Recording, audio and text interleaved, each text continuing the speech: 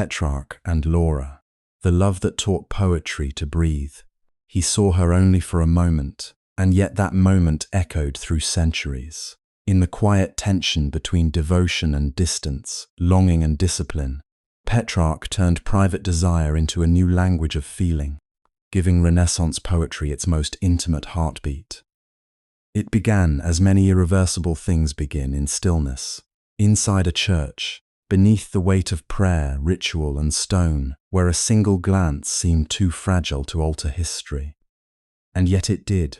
In that brief encounter, something in one man's inner life caught fire so completely that the flame would outlast his own age, his own body, even the uncertain truth of the woman who inspired it. We remember kings for wars, saints for miracles, and empires for ruins. But sometimes literature is changed not by conquest, not by decree, but by a face half seen in sacred light.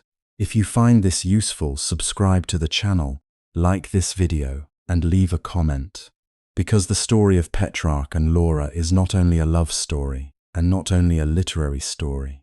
It is a story about what happens when desire cannot possess its object, when faith does not erase feeling, and when a human heart, unable to settle its contradiction, begins to sing. The date Petrarch himself gives is April 6, 1327. The place was the church of Sainte Claire in Avignon, a city that stood at the crossroads of spiritual authority and worldly ambition. There, in a space meant to lift the soul toward God, Francesco Petrarca saw a woman named Laura. We do not know exactly what she wore. We do not know the full expression on her face. We do not know whether she noticed him in any meaningful way, or whether, to her, he was simply one more figure among many in the dim current of worshippers. But he noticed her, and from that hour onward he wrote as though his life had been divided into two worlds, the one before he saw her, and the one after. That is part of what makes this story so haunting. It is both deeply personal and strangely unreachable.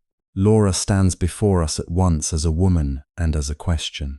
Was she truly Laura de Noves, a married noblewoman of Avignon, as later tradition suggests? Was she less a biographical certainty than a poetic destiny? Was she a real beloved transformed by language, or a figure that grew larger each time Petrarch returned to her in memory? The answer, even now, remains suspended between history and imagination. But perhaps that uncertainty is fitting.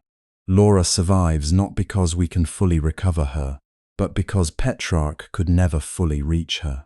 To understand why this single encounter mattered so much, we have to feel the world in which it occurred. 14th century Europe was not yet the Renaissance in full bloom, but it was no longer entirely enclosed within the older medieval order. It was an age standing on a threshold.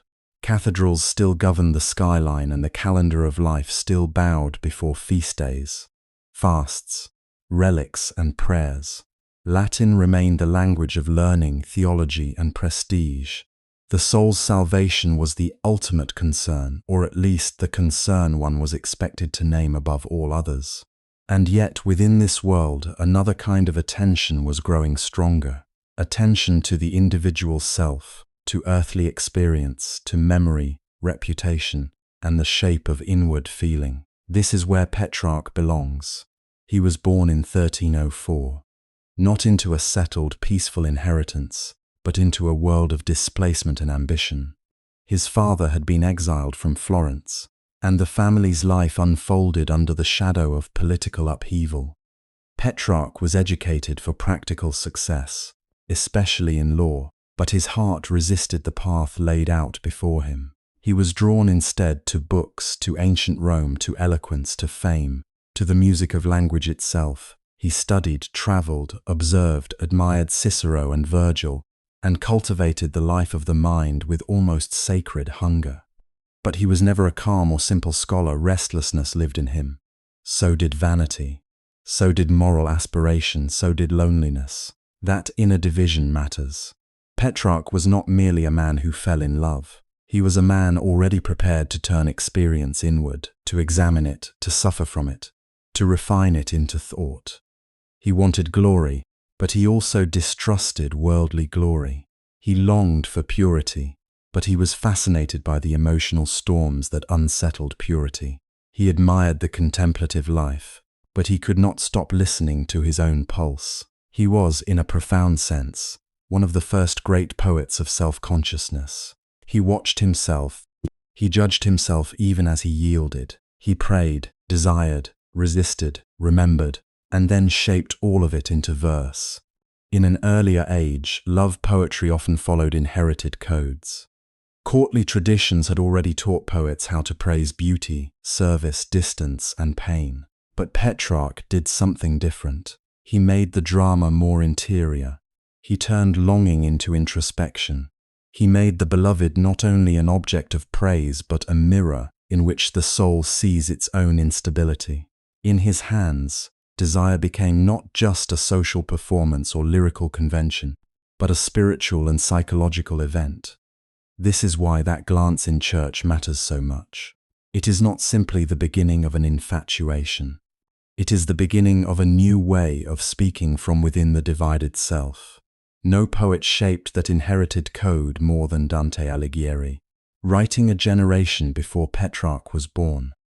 Dante had seen Beatrice Portinari only a handful of times in the streets of Florence, and she died young, still barely known to him in any ordinary sense. Yet in the Vita Nuova he turned that scarcity into a spiritual architecture. Beatrice became less a woman to be courted than a sign of grace moving through the world, and after her death she rose, in the Commedia, to guide the poet through paradise itself. Petrarch inherited this model of love refined by loss and distance, but he could not simply repeat it. Where Dante's Beatrice becomes an almost theological certainty, Laura remains stubbornly unresolved, caught between flesh and symbol. Petrarch had read his predecessor closely enough to know what he owed him, and independent enough to know he needed a different, more uncertain language for his own divided heart. And Laura, whether she fully understood it or not, became the center of that new language. What did Petrarch see in her? Beauty, certainly. Grace, perhaps. A certain nobility of bearing. A light that seemed, to him, inseparable from virtue. But there is always something more in his descriptions, something beyond the ordinary catalogue of features. He writes as if her presence awakens both joy and wound, attraction and discipline, earthly sweetness and spiritual danger. She is near enough to be seen, far enough to remain untouched. In that distance, poetry begins. Had she been easily attained, perhaps she would have become part of life and then part of memory.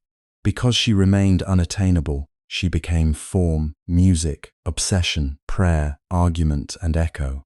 This tension between earthly love and spiritual aspiration is the secret current running beneath everything Petrarch writes about her. He is not content simply to adore. He suffers from adoring. He questions it. He confesses it.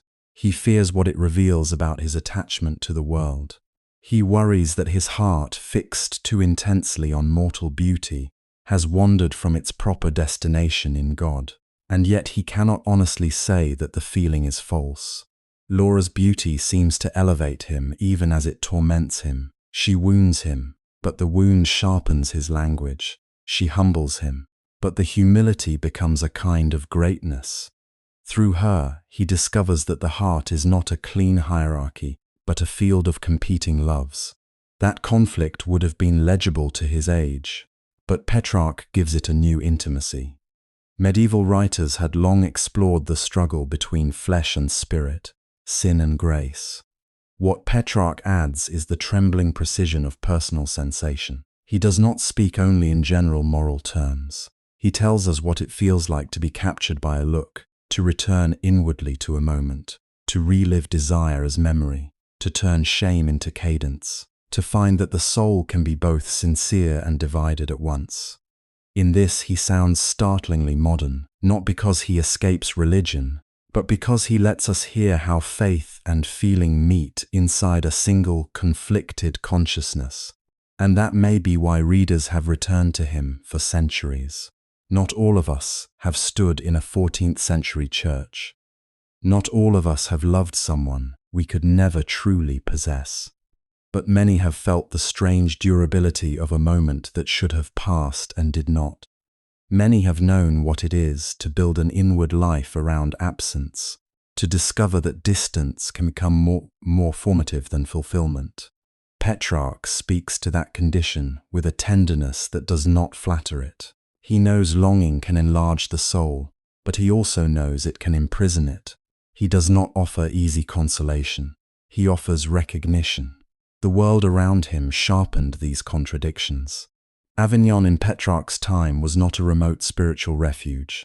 It was a place where the papacy itself had relocated, where clerical authority lived amid politics, wealth, display, rivalry, and human compromise. The sacred and the worldly were never far apart. In that environment, the idea that love, faith, and fame might collide was not abstract at all. Petrarch could seek moral elevation while also pursuing literary immortality. He could admire the eternal while yearning to be remembered in time. He could kneel in a church and still have his heart overtaken by the image of a woman. The age did not prevent contradiction, it exposed it. And so the scene becomes almost symbolic. A scholar poet, formed by devotion yet pulled by human appetite, sees a woman in a sacred space and begins one of the most influential bodies of love poetry in European history. Nothing outwardly dramatic occurs. No vow is spoken. No union begins. No great public event announces itself. What changes is inward, almost invisible. But literature often begins there, in the hidden rearrangement of attention. A person becomes unforgettable. A memory becomes a rhythm. A private struggle searches for words and finds, in the search itself, a new art. Petrarch would spend years returning to Laura in poem after poem, creating what we now know as the Canzoniere, a sequence of lyrics that gave shape to longing with such elegance and emotional precision that poets across Europe would imitate him for generations. Shakespeare would inherit echoes of his forms. Wyatt and Surrey would carry his influence into English. The sonnet itself, though not invented by Petrarch, would become inseparable from his name, because he showed tightly feeling could be held inside structure, how discipline could intensify emotion rather than weaken it. That is part of the wonder here. From longing restrained, a powerful freedom of expression emerged. Still, before influence, before tradition, before literary history turns a human ache into a movement, there was simply Petrarch himself, living inside the confusion of what Laura meant to him. He was not writing from clarity. He was writing toward it, and often failing to reach it. That is why his poems breathe. They do not feel like monuments erected after emotion has cooled. They feel like the sound of someone trying to make sense of a heart that refuses to be simple. He desires Laura. He admires Laura. He blames Laura. He blames himself. He wants release. He does not want the feeling to end. He seeks heaven and keeps turning back toward earth. In that unresolved rhythm, poetry finds its pulse. Laura, meanwhile, remains suspended in a kind of luminous distance. She is central and elusive at once. We know her mostly through his gaze, which means we receive not the full woman but the woman as filtered through yearning, reverence, and recollection. That should make us cautious. It should also make us attentive. For the mystery of Laura is not a flaw in the story. It is one of its deepest truths. Some lives alter us not through intimacy, but through impossibility. Some people become, in memory, larger than any encounter could justify, and some names survive because they were never fully possessed, never exhausted by reality. So when we say that Petrarch saw Laura and literature changed, we are speaking about more than romance. We are speaking about the birth of a voice that could hold contradiction without resolving it too quickly, a voice that could honor beauty while fearing idolatry, a voice that could desire fame and still expose the emptiness of fame, a voice that could turn the private weather of one soul into a pattern recognized across centuries. This is where Renaissance poetry begins to breathe differently, closer to the body, closer to memory, closer to the unstable truth of being human. The glance in church was brief. The afterlife of that glance was immense. Out of distance came intimacy. Out of restraint came intensity. Out of a love that could not become ordinary life came a literature that made inner life newly visible. And to understand why this encounter mattered so deeply, we must first enter the world that formed Petrarch before Laura ever appeared. To understand Petrarch before Laura, we have to imagine a child born into movement, uncertainty, and unfinished arguments. He did not enter a stable world or a settled homeland or a family untouched by public conflict. From the beginning, his life was marked by displacement, as though the ground beneath him belonged to history more than to him. The Italy into which he was born was brilliant, divided, wounded by faction, and full of cities that seemed to carry both splendor and resentment in their stones. And in that unsettled landscape, the young Francesco learned early that identity could be fragile, that belonging could be interrupted, and that the things one most deeply loves might always remain partly out of reach.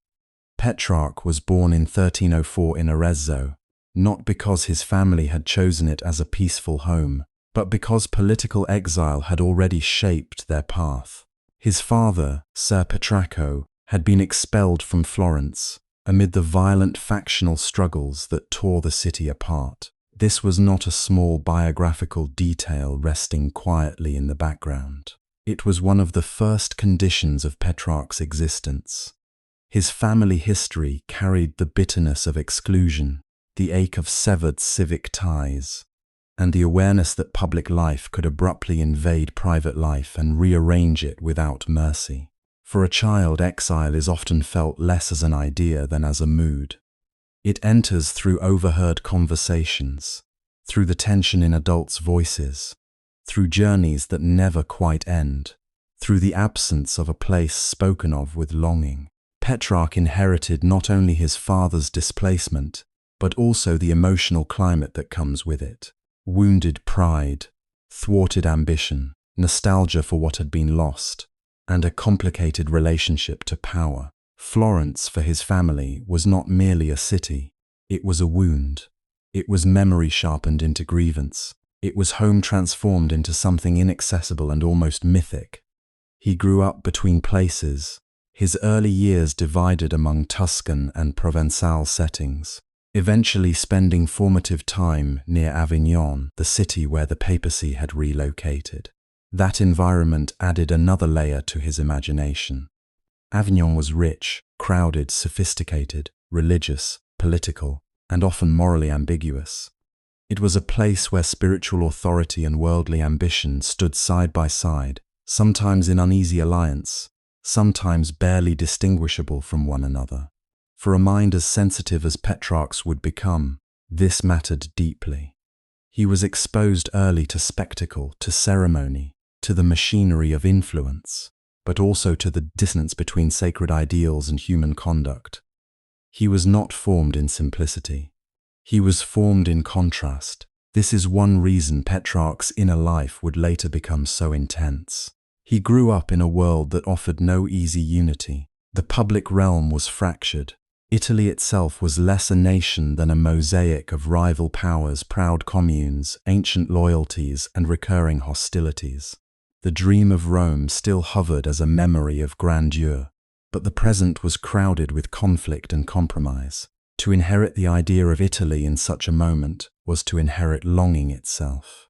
Longing for coherence, for greatness, for moral seriousness, for a lost order no one could fully restore.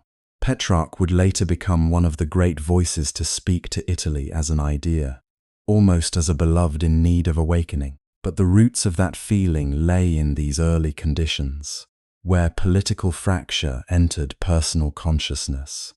His father, like many fathers of ability and disappointment, hoped his son would pursue a practical path. Law promised dignity, advancement, and a stable place in society.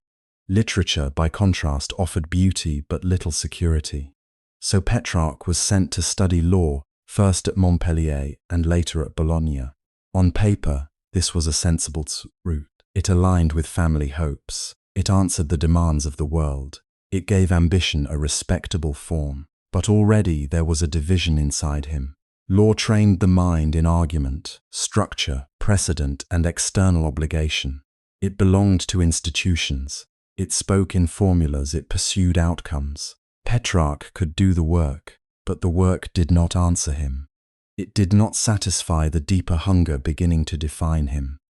He felt, perhaps before he could fully articulate it, that the life expected of him and the life awakening within him were not the same life. What stirred him instead was the world of classical literature. In the writings of ancient Rome, he encountered not merely old texts but a different scale of being. Cicero, Virgil, Livy, Seneca, Augustine in another register.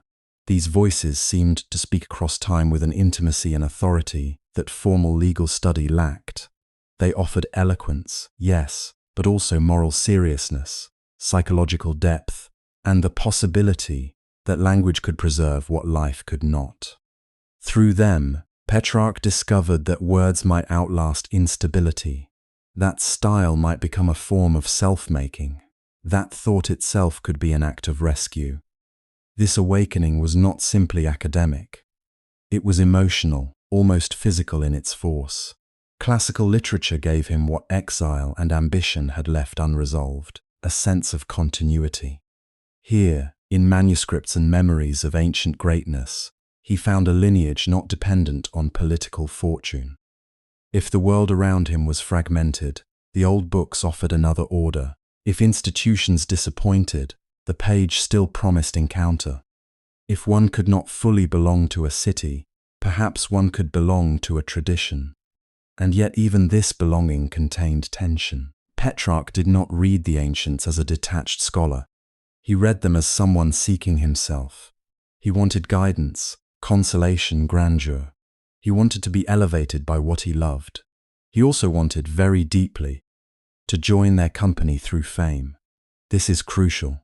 From early on, his devotion to literature was never free from ambition. He admired greatness, but he also wished to be remembered among the great. The desire was noble and restless at once. He longed for truth, and he longed for recognition. He wanted inward depth, and he wanted a name that would survive his death. In him, aspiration and insecurity grew together. That doubleness would define him. The more he turned inward, the more he became aware of contradiction. Petrarch was not the kind of man who could simply choose one desire and silence the others. He wanted contemplation, but he was drawn to the world. He criticized vanity, but fame tempted him. He sought spiritual clarity, but his imagination loved earthly beauty. He was devout, yet uneasy, disciplined in thought, yet vulnerable in feeling. His soul was already a place of argument. This inward quality did not appear suddenly in adulthood. It developed gradually as part of his temperament. Some people are formed primarily by action, others by reflection. Petrarch was one of those for whom experience became fully real only after it had passed through memory and self-examination. He observed not only the world but his own reactions to it. He watched himself desire, hesitate, hope, repent, and begin again. He was becoming, almost without precedent in his age, a poet of consciousness itself. Part of what made this possible was solitude. Whether chosen or imposed, solitude gave shape to him. The instability of his early life likely taught him to build inward shelter. Books became companions, but so did reflection. He learned to inhabit his own mind not as a temporary refuge, but as a permanent terrain. There he could order what outward life had scattered. There he could dramatize his conflicts, test his motives, revise his memories, and turn emotion into language. But inner life is not automatically peaceful. For Petrarch, it could be a theater of unrest. The same imagination that allowed him to savor beauty also allowed him to intensify absence. The same intelligence that sought moral truth also exposed him to self-accusation. He measured himself constantly, often against ideals impossible to satisfy. This gave his voice its future power, but it also gave his life a durable ache. He could not simply feel, he had to interpret feeling. He could not simply desire, he had to ask what desire meant. He could not simply succeed, he had to wonder whether success had corrupted the soul that sought it. One can already see, in this young man, why ordinary romance would never be enough. Love, for Petrarch, would not arrive in an empty chamber. It would enter a heart already crowded with memory, longing, moral concern, and the need to transform experience into meaning. He was prepared not for simple possession but for reverberation, not merely for happiness, but for inner consequence. Even his relation to beauty was shaped by this preparation. The classical authors he cherished had taught him to admire proportion, radiance, eloquence, and noble form. Christian thought had taught him caution, reminding him that earthly beauty could become temptation, attachment, distraction from the highest good. So beauty already came to him with a double charge. It could elevate, and it could endanger. It could awaken the soul, and it could expose the soul's weakness. This tension would later become central to his poetry, but its foundations were laid long before Laura's face ever entered a church light. There is also something important in the timing of his intellectual emancipation. After the death of his parents, the practical authority directing his path weakened, and literature moved closer to the center of his life. What had once been a private inclination could now become vocation. He entered ecclesiastical circles and took minor orders, a move that offered a degree of financial support and social position without binding him to the fullest demands of pastoral office. Again, we see that familiar Petrarchan tension between worldly navigation and inward calling. He was never wholly outside systems of power, but neither was he comfortably at home within them. He moved through courts, patrons, libraries, and learned circles, increasingly aware of his gifts. He knew he possessed unusual eloquence. He knew his mind was alive to history and language. He knew he could make something lasting. This confidence was real and not unjustified. But beneath confidence lay susceptibility, a need to be affirmed, a fear of waste, an anxiety that one's life might dissolve into mediocrity if not seized and shaped. For someone like Petrarch, ambition was not merely hunger for applause. It was a defense against oblivion. That is why immortality mattered to him so much. Not immortality in the theological sense alone, but literary immortality, the survival of the self in memory, through words. To modern ears this may sound proud, but in Petrarch it was tied to a deeper fragility. Exile had taught him how easily earthly standing could vanish. Political life had shown him instability. Human life itself, shadowed by death and change, seemed painfully fleeting. Literature offered resistance. To write well was to push back against disappearance. To be read was to remain. And still, for all this reach toward permanence, he remained intensely vulnerable to transience. He loved moments, landscapes, voices, encounters, the fleeting arrangements of feeling that cannot be held. This made him especially susceptible to longing. Longing was where his emotional and intellectual habits met. He was drawn to what exceeded possession, the ideal city, the recovered past, the purified self, the beautiful thing glimpsed and lost. Such a man would not simply fall in love. He would inhabit love as a condition of thought. By the time he was a young adult, the essential lines were already there. A child of exile had become a seeker of inward order. A reluctant student of law had become a lover of ancient letters. A man sensitive to public glory had also become painfully aware of the soul's divided motives. He had learned to read old texts, but he had also learned to read himself.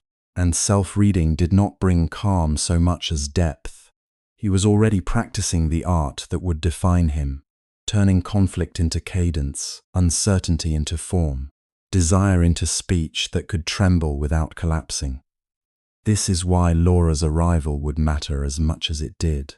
She did not create his inner world from nothing. She entered a life already prepared for intensity, already tuned to contradiction, already haunted by the distance between earthly experience and ideal meaning. In another man, a brief encounter might have faded. In Petrarch, it found chambers waiting for it. By the time Laura entered his life, Petrarch was already searching for something larger than success, though he did not yet know what form it would take. To understand why her presence would strike him so deeply, we have to linger for a moment in the world around him, because Avignon was not merely a setting. It was a pressure, a glittering atmosphere that pressed upon the mind and heart at once. It offered brilliance, advancement, conversation, ceremony, and beauty, yet beneath its polish there ran a current of restlessness that a sensitive spirit could not fail to feel. In the early 14th century, Avignon stood at the center of an extraordinary contradiction. It was not Rome, yet it carried the authority of Rome. The papal court had settled there, and with it came bishops, clerics, scholars, legal experts, administrators, ambassadors, petitioners, servants, merchants, and all the small and large ambitions that gather wherever power resides. Streets that might once have belonged to a provincial town now held the traffic of Europe's concerns. Languages mingled in the air, news arrived from distant kingdoms. Favors were requested, delayed, granted, and betrayed. A man with talent could imagine his future growing larger in such a place. A man with pride could easily believe that history itself had moved nearer to him. For a young intellectual formed by study, hungry for distinction, and alive to every shade of reputation, Avignon could be intoxicating. It had libraries and cultivated company. It had circles where taste mattered, where eloquence was noticed, where subtlety of mind could become a social currency. It displayed the elegance of power in garments, liturgy, architecture, and conversation. Even those who disapproved of its excesses could not deny its magnetism. One did not simply live in Avignon. One felt oneself measured there, compared there, invited there into a larger theatre of human striving. Petrarch was not immune to any of this. He loved learning, but he also loved refinement. He wanted solitude, but he also wanted to be seen. He could admire old books in the morning and long by afternoon for the acknowledgement of men whose approval opened doors. He was sensitive to beauty in language, beauty in gesture, beauty in cultivated manners. Avignon, for all its compromises, fed these appetites. It offered him examples of polish, opportunities for connection, and the sense that life could be shaped into something distinguished. The city taught him, in very practical ways, how closely culture and status often travel together. And yet, the same city that dazzled him also disturbed him. For all its ceremony, Avignon was shadowed by a moral unease that he could never fully ignore. The church, which ought to have stood as a guide toward eternity, seemed there to be entangled at every level with money, rivalry, influence, and display. Sacred office and worldly ambition moved too comfortably in one another's company. One could hardly fail to notice the contrast between the language of humility and the habits of magnificence, between professions of holiness and the relentless calculations of advancement. Even if one benefited from the city's prestige, one could feel the cost of it in the soul. This tension mattered deeply for Petrarch because he was not built for easy cynicism. He could criticize vanity, but he was not free of vanity. He could condemn ambition, but ambition still lived in him. He could feel disgust at corruption while remaining drawn to the very world in which corruption was rewarded. That is what made his discomfort so intense. If Avignon had seemed merely evil, he might have rejected it cleanly. If it had seemed purely admirable, he might have surrendered to it without conflict. But it was both attractive and troubling, and that doubleness entered him. He experienced the city not simply as an observer, but as a participant whose conscience remained awake. This is one reason his later reflections carry so much force. He did not speak about spiritual compromise from a safe distance. He knew its seduction from within. He understood how easily intelligence can become self-ornament, how learning can be used to decorate vanity, how even the pursuit of noble things can become entangled with the desire to be praised for pursuing them. Avignon was full of these ambiguities. It was a place where brilliance and emptiness could wear the same robes, where elegant speech could conceal small motives, where public devotion and private hunger could stand side by side without embarrassment. Still, it would be unfair to imagine the city as dark in any simple sense. Avignon was alive. It was ceremonious, social, musically textured, visually rich. The liturgical year gave rhythm to public life. Feasts, processions, diplomatic arrivals, clerical assemblies, noble households, gardens, chapels, and halls of discussion created an environment of almost constant human presence. The city was full of performance, but performance itself has power. It trains the senses, it sharpens attention, it teaches people how to notice the smallest details of appearance and bearing. In such a world, beauty was not abstract. It moved through rooms. It spoke, bowed, passed by, and was remembered for a poet. This mattered enormously. Emotional life deepens in places where surfaces are highly developed, because polished surfaces invite projection. When manners are refined and expression restrained, the imagination does more work. A glance can seem fuller than a speech. A brief exchange can carry the weight of an inward drama. Distance itself becomes charged.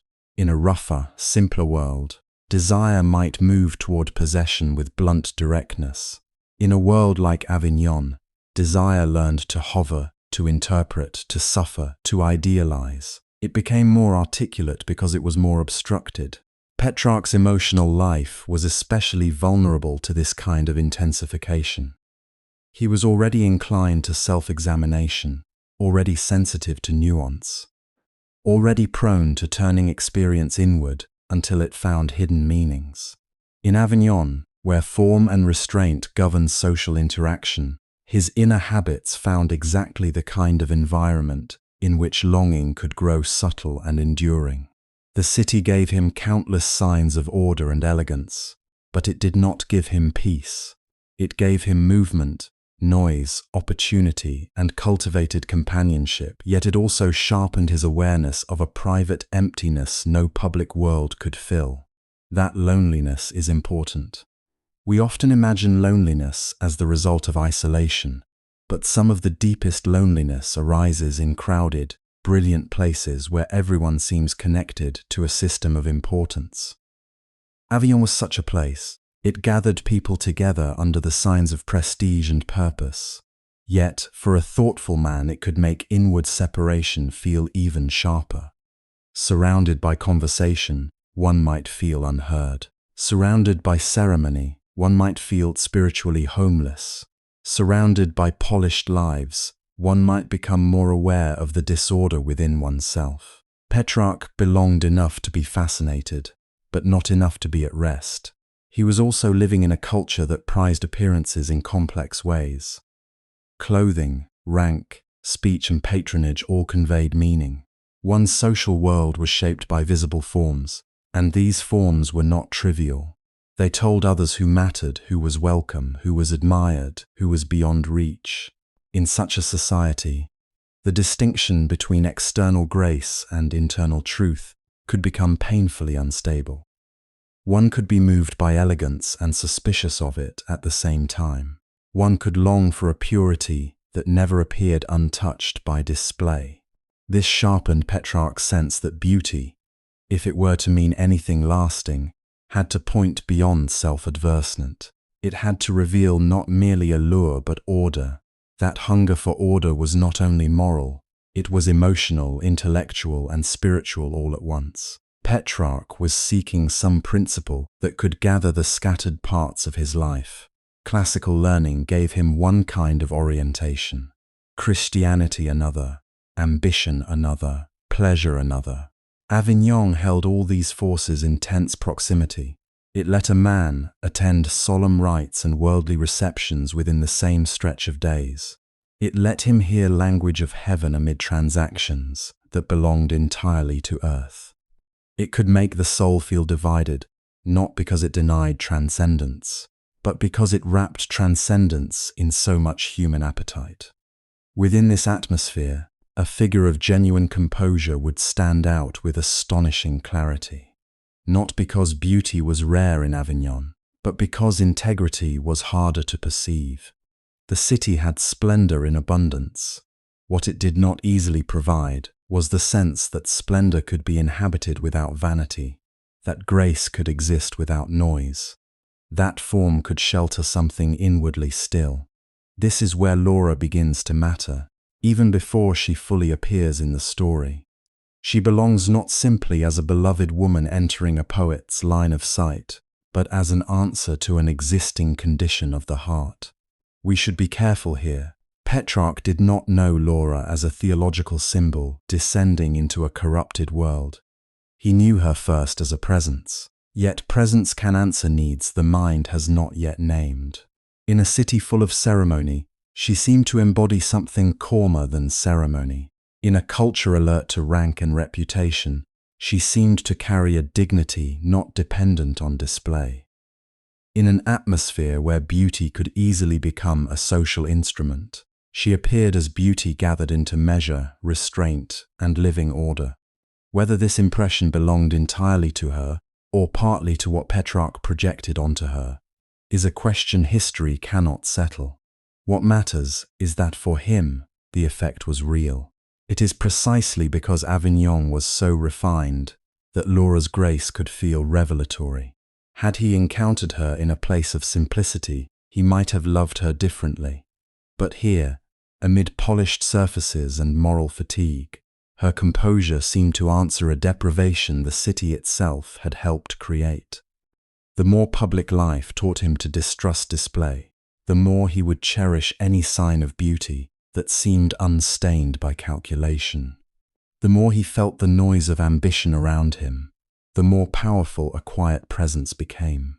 The more divided he felt between worldly aspiration and spiritual seriousness, the more compelling became a figure who seemed, however briefly, to reconcile beauty with inward worth. This does not mean that Laura solved his contradictions. She did something more complicated.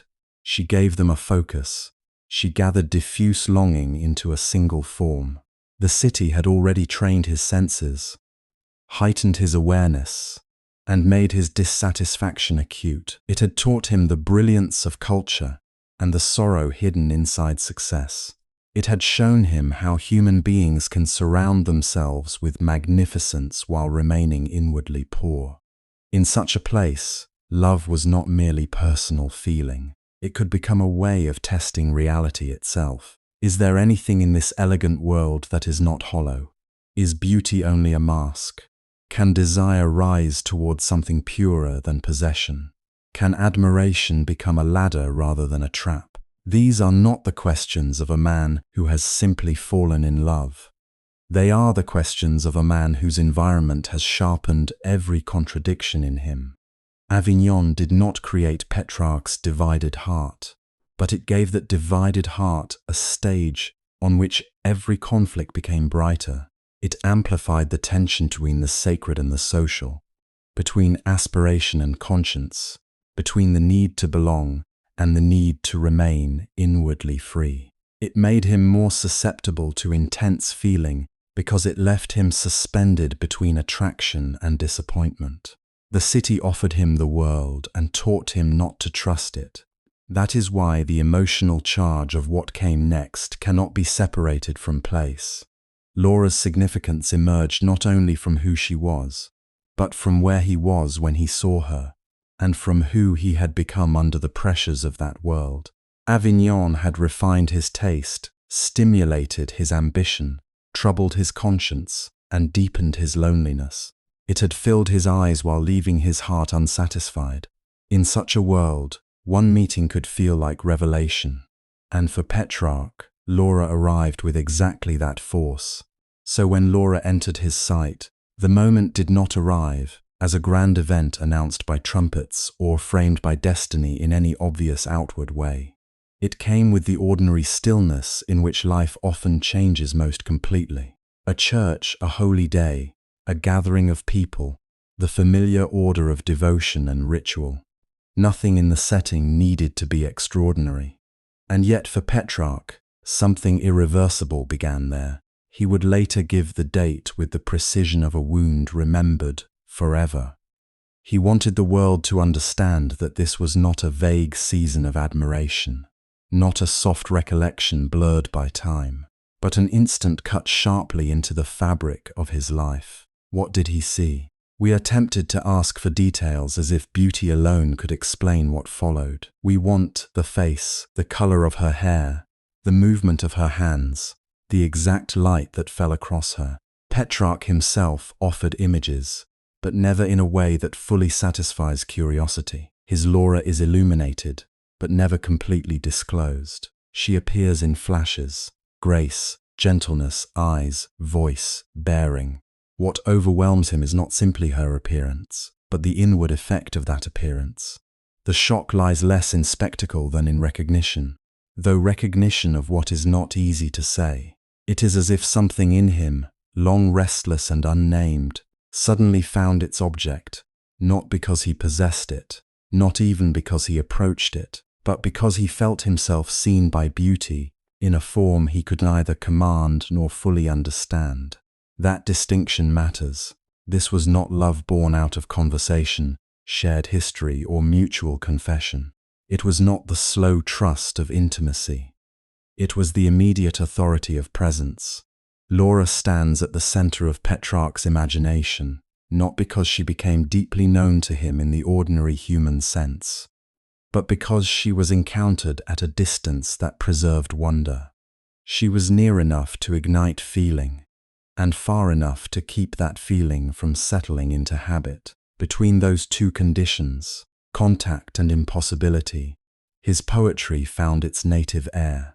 There is something almost sacred in the way he remembers that first sight. Not sacred because it is pure in a simple or uncomplicated way, but sacred because it divides time into before and after. Before Laura, his sensitivity had direction but no fixed star. His longings were many, his ambitions active, his mind alive, with forms of greatness and forms of dissatisfaction. After Laura, all of that energy gathered around one figure. She became the point toward which thought returned, the image through which desire learned discipline, and the name in which longing discovered language. It is one of the strange truths of human feeling that a brief encounter can sometimes take deeper root than years of ordinary companionship. What is incomplete enters the soul differently. It remains open. It asks to be revisited. It resists being finished. And perhaps that is why the scene retains its power. We do not remember it because two lives immediately joined. We remember it because they did not. The silence around the encounter is part of its force. We are not given the satisfying architecture of romance. No clear declaration, no mutual turning, no visible beginning of a shared story. Instead, there is asymmetry. Petrarch is transformed. Laura remains in many ways untouched by the narrative he builds around her. She is not reduced to a prize at the end of pursuit. She is not converted into a possession that would confirm his desires and close the circle. She remains herself, and because she remains beyond him, imagination begins its endless labor. That labor is one of reverence as much as desire. Petrarch's love for Laura is shaped by restraint from the beginning.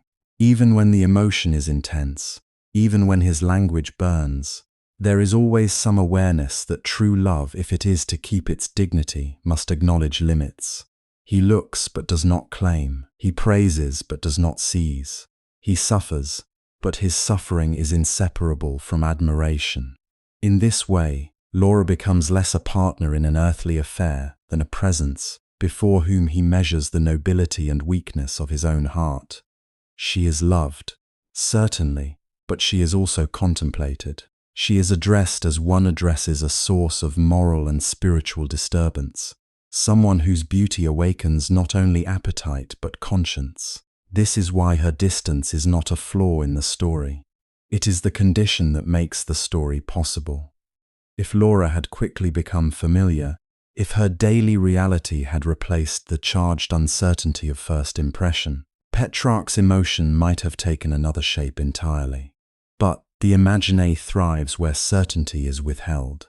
A glance, a voice, a passing nearness, the hint of favor, the fear of indifference. These become enough to sustain not a relationship in the modern sense, but a lifelong interior drama. Laura is not merely remembered. She is continually recreated through longing, through reflection, through the painful sweetness of what can be imagined but not completed.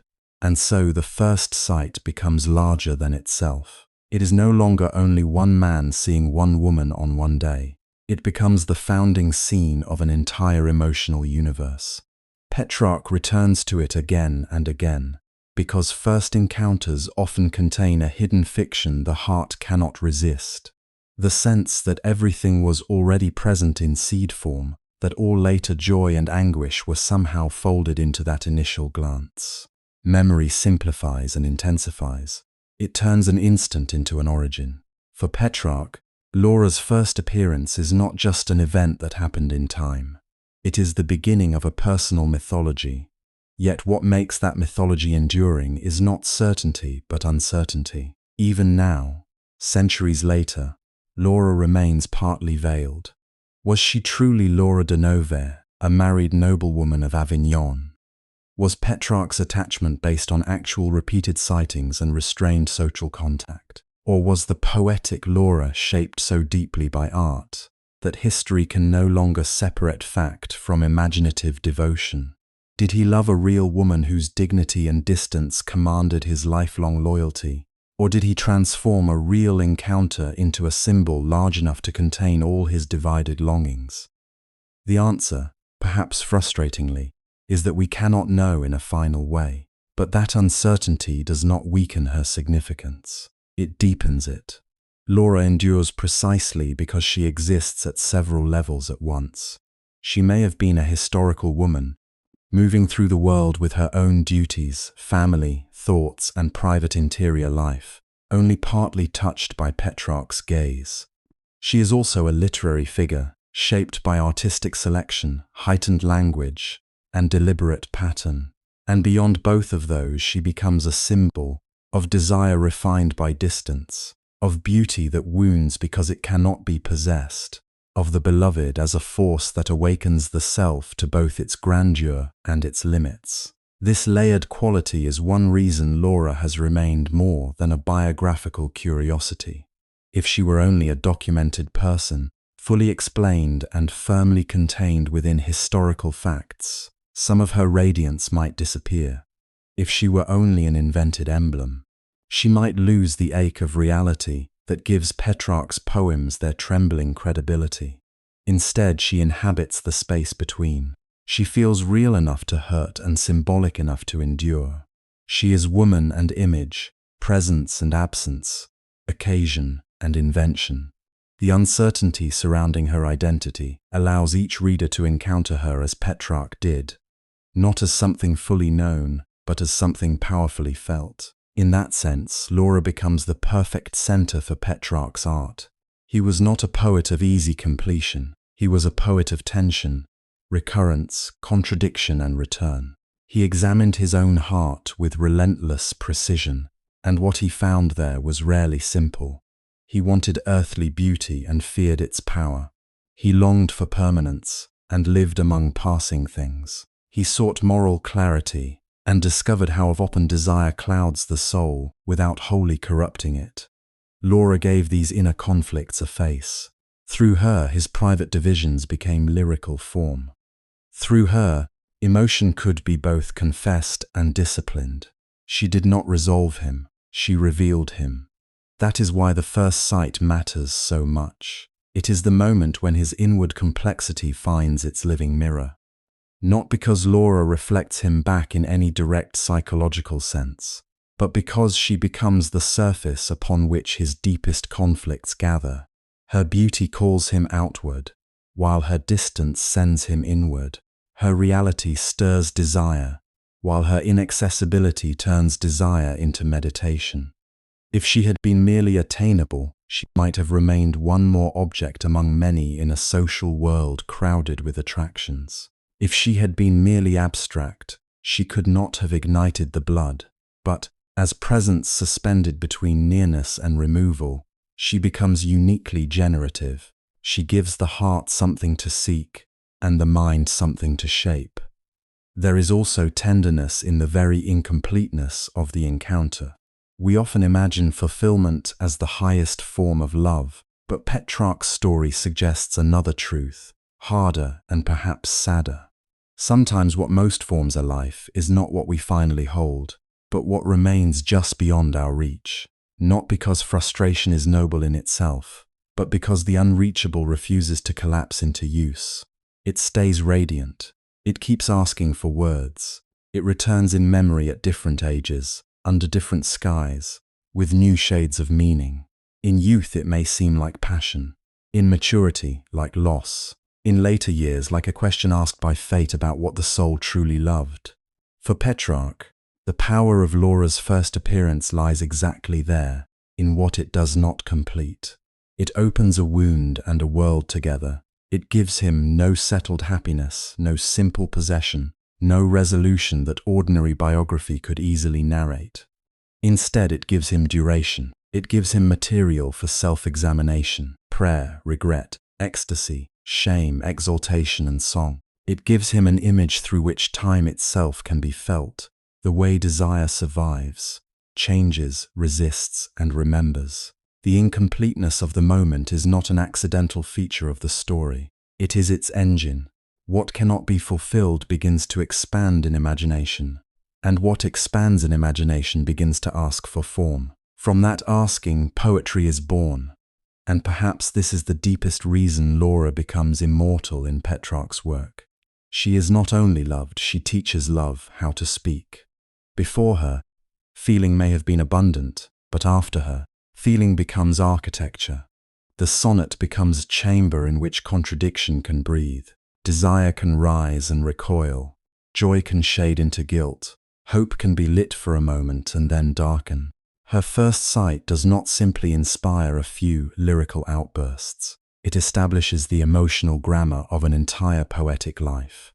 Again and again Petrarch circles the same center, not because he lacks invention, but because the heart itself returns where it was first altered.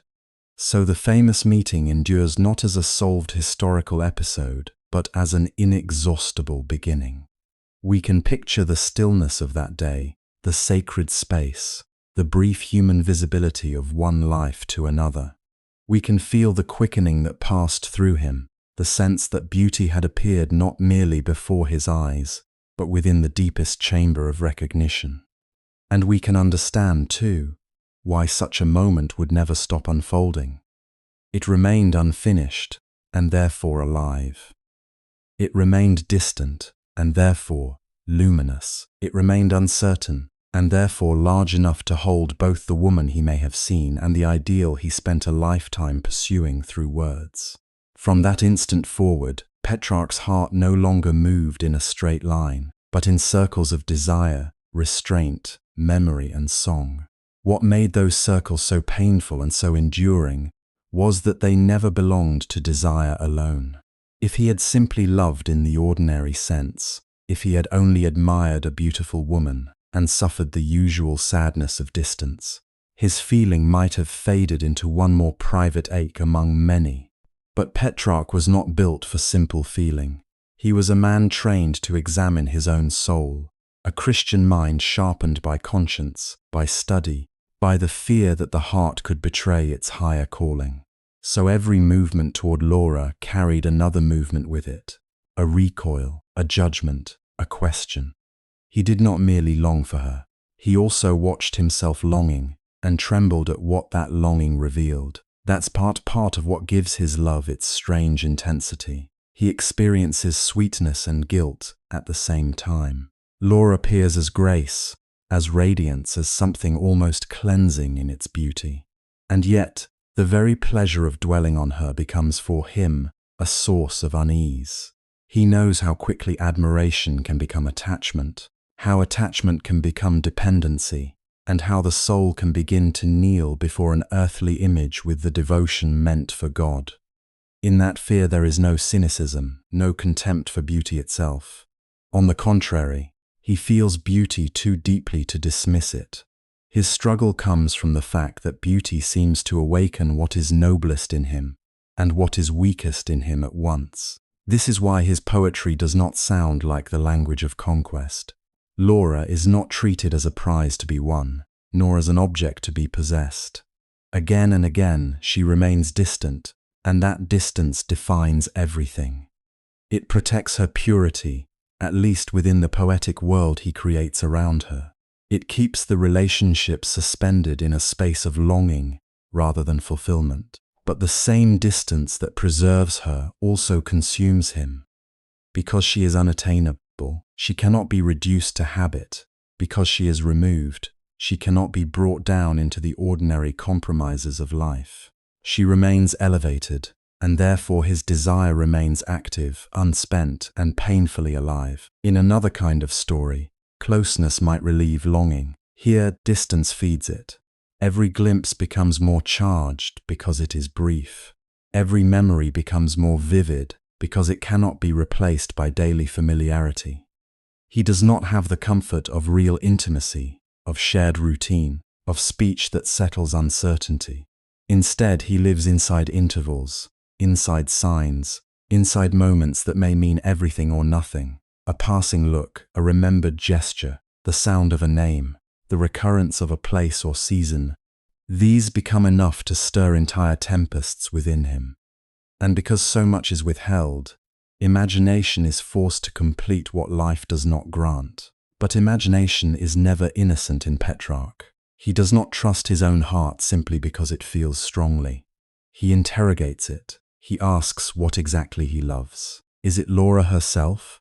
A real woman moving through the world with her own life, duties, and silences? Or is it the image of Laura he has made within himself, shaped by desire, memory, and poetic need? Is his suffering a sign of fidelity or of vanity? Does he grieve because he cannot reach her, or because his own longing flatters him with the drama of being a lover? This inward turning is one of the most modern things about him. He is not satisfied to perform emotion. He wants to expose its hidden motives, even when that exposure is humiliating. So often in his inner life, love and self-accusation advance together. He feels weak because he cannot let go. He feels ashamed that his thoughts return again and again to a mortal beauty. He suspects that even his tears may contain some secret pride after all. To suffer beautifully can become its own temptation. To see oneself as noble in longing, refined by pain, chosen for a special kind of emotional intensity, that too can feed the ego. Petrarch understands this, and he does not spare himself. He wonders whether his devotion is entirely pure, whether the heart that claims to adore is also a heart eager to admire its own depth. This habit of moral scrutiny gives his love its gravity. He is not only a man in love with a woman, he is a soul in argument with itself. One part of him wants to remain near the earthly light that Laura represents, because in that light life feels sharper, richer, more meaningful. Another part fears that such attachment is a form of wandering, a refusal to lift the soul toward what does not fade. He knows the teachings of his faith. He knows the language of spiritual discipline, of ordered desire, of the need to resist the seductions of the world. Yet he also knows that the world can strike the heart with a force that theology alone does not quiet. He cannot simply command himself into serenity, and perhaps that is why Laura's distance matters so much. Her remoteness prevents the relationship from becoming scandalous in any obvious social sense, but it also deepens its moral ambiguity. Because the love remains largely interior, it is harder to judge and harder to resolve. If there had been a dramatic affair, the categories might seem simpler: sin, betrayal, transgression. But Petrarch's struggle takes place in a more elusive territory, where the body is restrained and yet the imagination burns, where outward conduct may remain controlled while inward life becomes feverish. The conflict is less visible, but not less severe. It lives where no public rule can fully govern, in thought, in memory, in desire itself. That is why his poems often feel like confessions spoken in the half-light. They do not merely praise Laura's beauty. They record what that beauty does to him, how it unsettles his reason, how it divides his will. He is drawn to her golden hair, her eyes, her voice, the almost sacred quality of her presence. Yet each image arrives with an undercurrent of danger, because he knows he is susceptible to them. He knows how eagerly the heart attaches itself to forms, to appearances, to what can be seen and remembered. He knows that the senses open doors the soul cannot always close, and still he returns to those images, not because he has solved the danger, but because he lives inside it. There is something profoundly human in that return. Petrarch does not inhabit the clean certainty of sainthood. He inhabits the unstable middle ground, where most lives are actually lived, between aspiration and appetite, devotion and distraction, humility and self-regard. He wants to be better than he is, but he cannot deny what moves him. He wants his love to become ennobling, perhaps even purifying, but he cannot ignore how often it traps him in restlessness. In this sense, Laura becomes more than the beloved. She becomes the occasion through which he discovers the fault lines of his own nature. And those fault lines run deep. He senses in himself not only tenderness, but dependency, not only reverence, but hunger. He fears the power Laura has over his inner climate, how a glimpse can elevate him, how absence can unmake him. This dependence troubles him, because it exposes how vulnerable he is to earthly change. If his peace can be altered by another person's presence or distance, then how secure is that peace? If joy comes so powerfully through a created being, what happens when that being is silent, unreachable, or gone? Beneath romantic sorrow lies a spiritual question. Where should the heart finally rest? Petrarch never answers that question in an easy or stable way. Instead, he circles it endlessly, and in that circling we hear the true movement of his art. He does not write from serenity achieved. He writes from conflict endured. He writes from the place where desire has not been purified into peace, but has become conscious of its own contradictions. That is why his voice can feel so intimate across centuries. He does not pretend that self-knowledge cures longing. Often it only sharpens it. To understand one's weakness is not necessarily to overcome it. Sometimes it means suffering with greater lucidity. And yet that lucidity is exactly what gives his poetry its depth. If Petrarch had simply idealized Laura without questioning himself, his verses might still be graceful, but they would not cut so deeply. If he had only condemned his passion as sinful error, the poems might be morally clear, but emotionally thin. What makes them live is the unresolved space between attraction and judgment. He praises and repents in the same breath. He reaches outward toward beauty and inward toward self-examination. He wants to keep the sweetness and escape the bondage. He wants to honor what he feels without becoming enslaved by it. Language begins to tremble under the pressure of those impossible wishes, and from that trembling comes music. Conflict in Petrarch is not an obstacle to poetry. It is the engine of it. Because he is divided, his voice gains layers. Because he doubts himself, his emotion acquires honesty. Because he cannot settle the claims of passion and conscience, his poems keep moving, shifting, revising, confessing, resisting. The lyric form becomes the natural home for such a mind.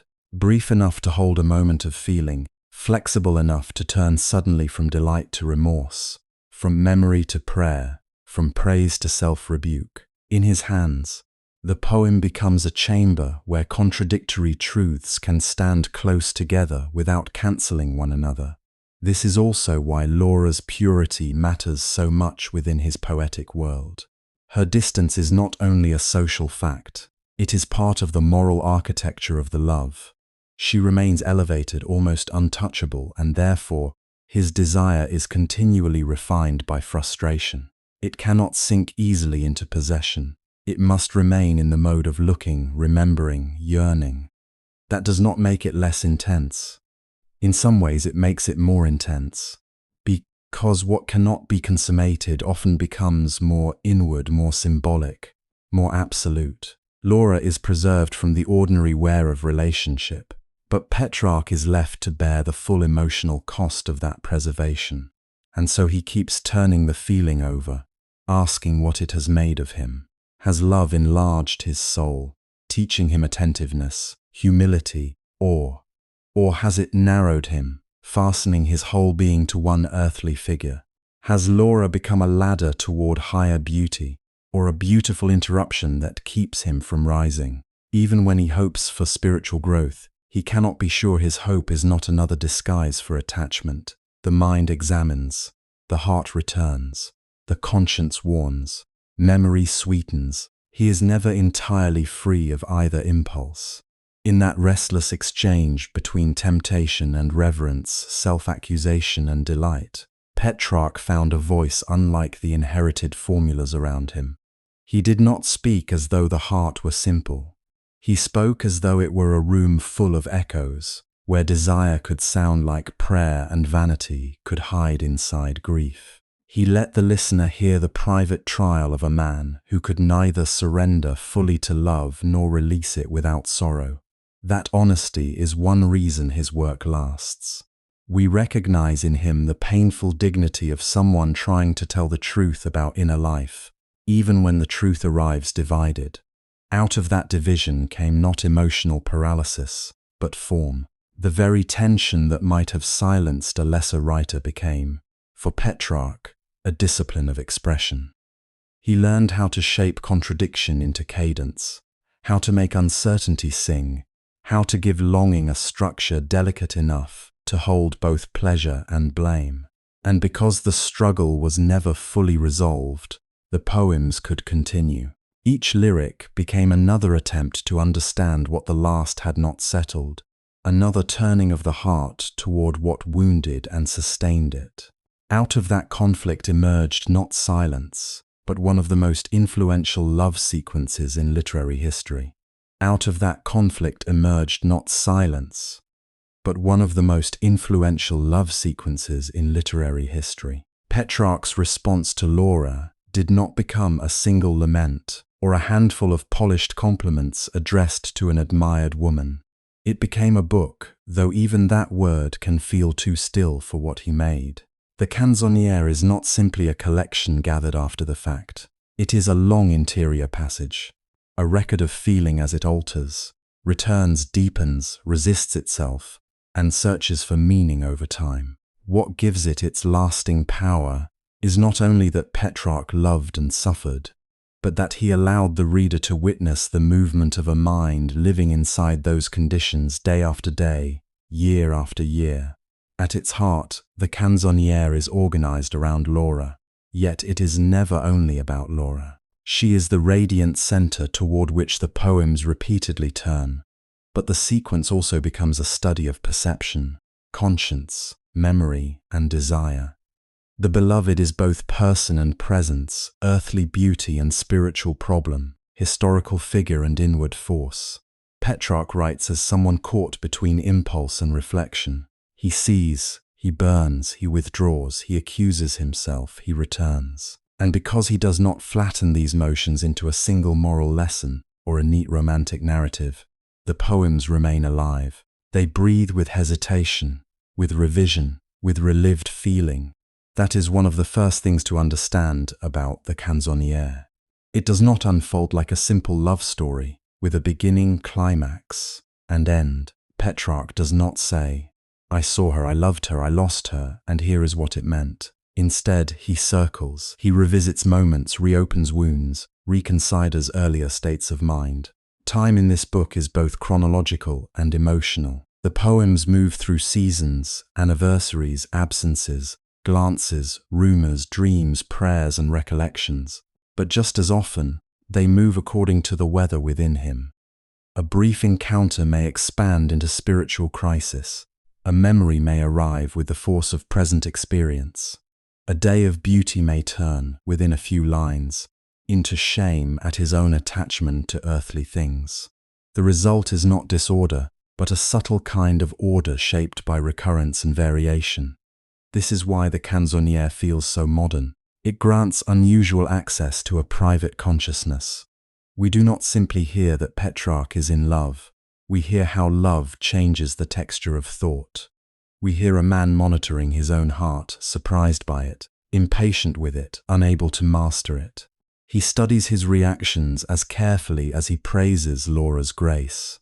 He notices how memory intensifies longing, how imagination collaborates with suffering, how language itself can both reveal and disguise what he feels. In that sense, the poems are not only addressed outward, they are also forms of self-listening. Each lyric becomes a chamber in which emotion is tested against conscience, desire against aspiration, and transient experience against the hope of something lasting. The architecture of the book helps make that complexity possible. The Canzoniere is made up of sonnets, songs, sestinas, madrigals, and other lyric forms, each carrying its own pressure and music.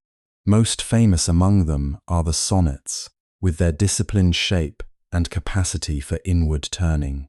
In Petrarch's hands, the sonnet becomes a perfect vessel for divided feeling. Its compactness forces concentration. Its movement from one thought to another, from statement to reversal, from image to reflection mirrors the very instability he is trying to express. A sonnet can begin in praise and end in complaint, begin in confidence and close in uncertainty. It can hold a glance, a season, a remembered gesture, and a moral reckoning all within a small frame. That formal restraint is crucial. Petrarch does not pour feeling out without measure. He contains it, and in containing it, makes it more intense. The songs and longer lyrics widen the field. They allow meditation to breathe more fully, giving sorrow, desire, and introspection room to unfold in slower, more layered rhythms. The shorter fragments, by contrast, can feel like sudden flashes of weather, an inward tremor, a sharpened instant, a quick return of ache. Together, these forms do not create monotony but variation. Like different chambers within one house of feeling, the reader moves from concentrated moments to extended reflections, from ceremonial praise to lonely confession, from polished rhetorical balance to a startling sense of vulnerability. The book's formal diversity is part of what makes it feel so alive. We are not hearing one note repeated. We are hearing a single life translated through many tonal registers. And yet, despite this variety, the Canzoniere possesses remarkable coherence. What binds it is not plot in the ordinary sense, but the continuity of an inner condition. Again, and Petrarch returns to themes that define his emotional world: longing deferred, beauty remembered, time feared, self-division endured, repentance attempted, and language tested. Laura appears not merely as the object of devotion, but as the occasion for endless inward movement. Her presence gives shape to desire, her distance gives shape to thought. The poems preserve fleeting encounters, but they also preserve the aftermath of those encounters, the restless hours in which feeling multiplies in solitude. In this way, Laura becomes inseparable from the life of memory. She is not only seen, she is recollected, anticipated, mourned, idealized, and spiritually interpreted. This is especially important because the Canzoniere is often divided, in broad terms, into poems written in Laura's life and poems written after her death. That shift matters deeply, but it does not simplify the emotional landscape. Death changes the temperature of the sequence, yet it does not end struggle. If anything, it transforms desire into a more haunting register. The beloved becomes less accessible and more powerful at once. Memory grows sharper even as earthly hope fades.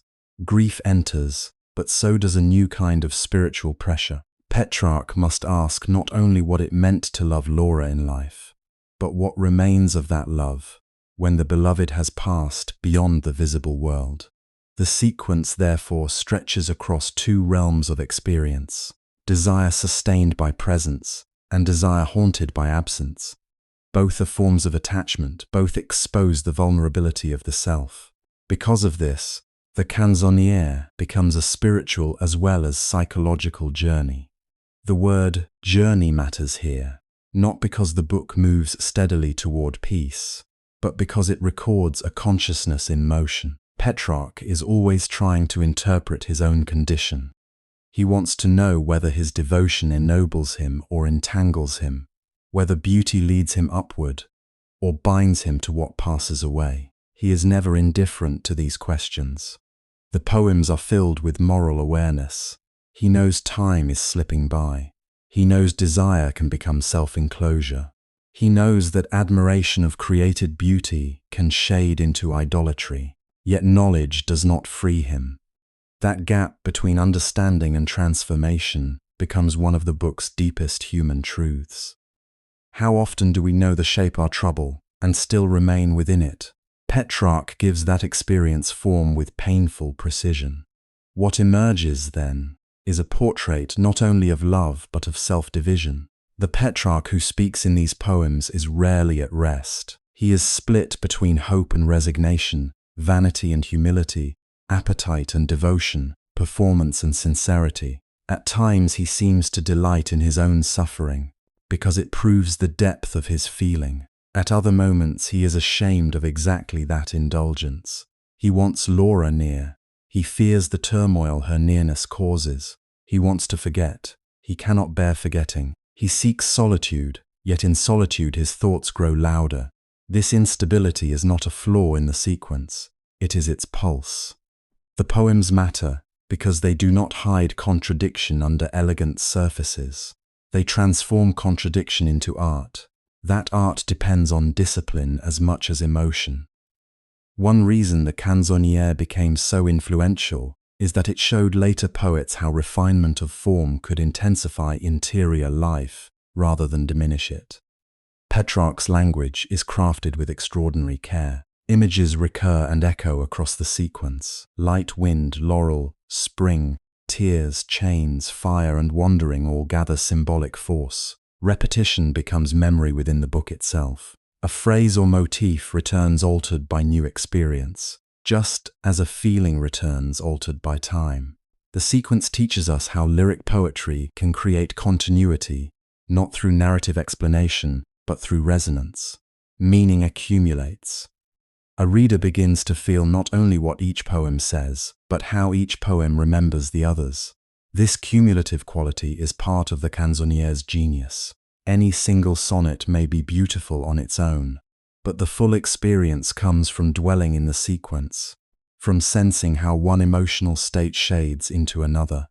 Praise grows complicated by fatigue. Hope is interrupted by self-reproach. Devotion hardens into habit, then softens again into grief. The speaker age. Time passes not only in references to dates and seasons, but in tone. Youthful excitement gives way to weariness, then to a more chastened and reflective sorrow. We feel the erosion and persistence of desire together.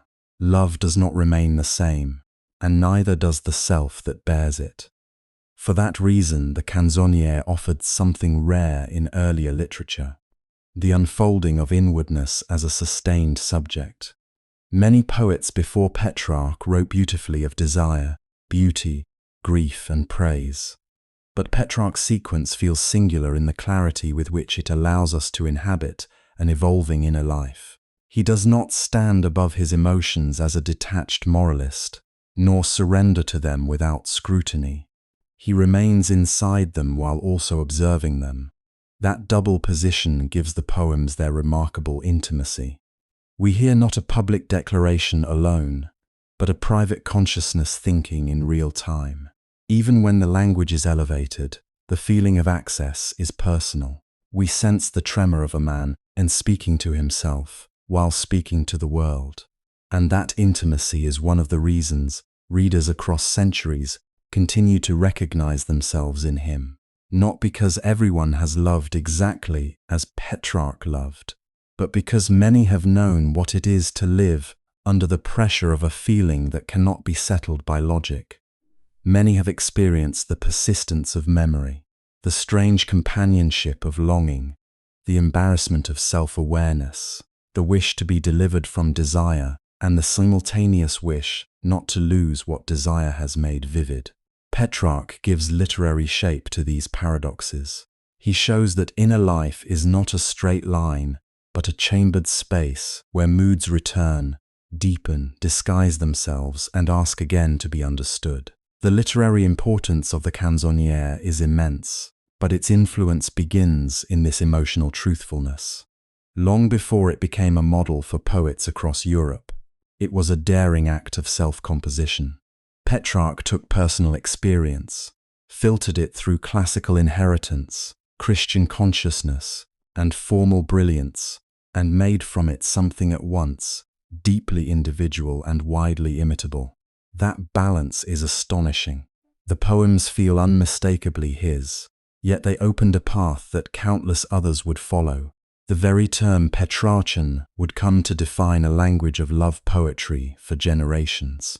But behind the conventions that later writers borrowed lies a living original, a sequence in which desire is not merely stylized but examined, suffered, and remembered. That is why the Canzoniere endures beyond literary history. It is not preserved only because it influenced later sonneteers, or because it helped define Renaissance lyric, though both are true. It endures because it gives voice to the unstable, unmastered regions of the self with extraordinary lucidity.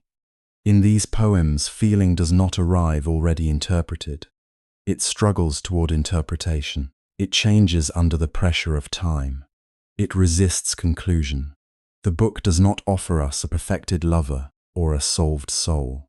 It offers us a human being trying to make language equal to experience and discovering, in that effort, a new possibility for poetry itself. The Canzoniere taught lyric verse to sustain sequence without losing intensity, to become cumulative without becoming rigid, to be intimate without ceasing to be artful. It showed that a poem could be both exquisitely made and emotionally unsettled. It showed that private longing could become a structure large enough to hold theology, ethics, memory, vanity, mourning, beauty, and regret. Most of all, it showed that the inner life, flickering, divided, self-questioning, was worthy of sustained artistic attention. That may seem obvious to us now, after centuries of confessional and reflective literature. But in Petrarch's hands, it was transformative. He did not merely write about love. He made the experience of feeling, remembering, and judging oneself into the subject of a poetic life. And because he did, the Canzoniere still feels close to us.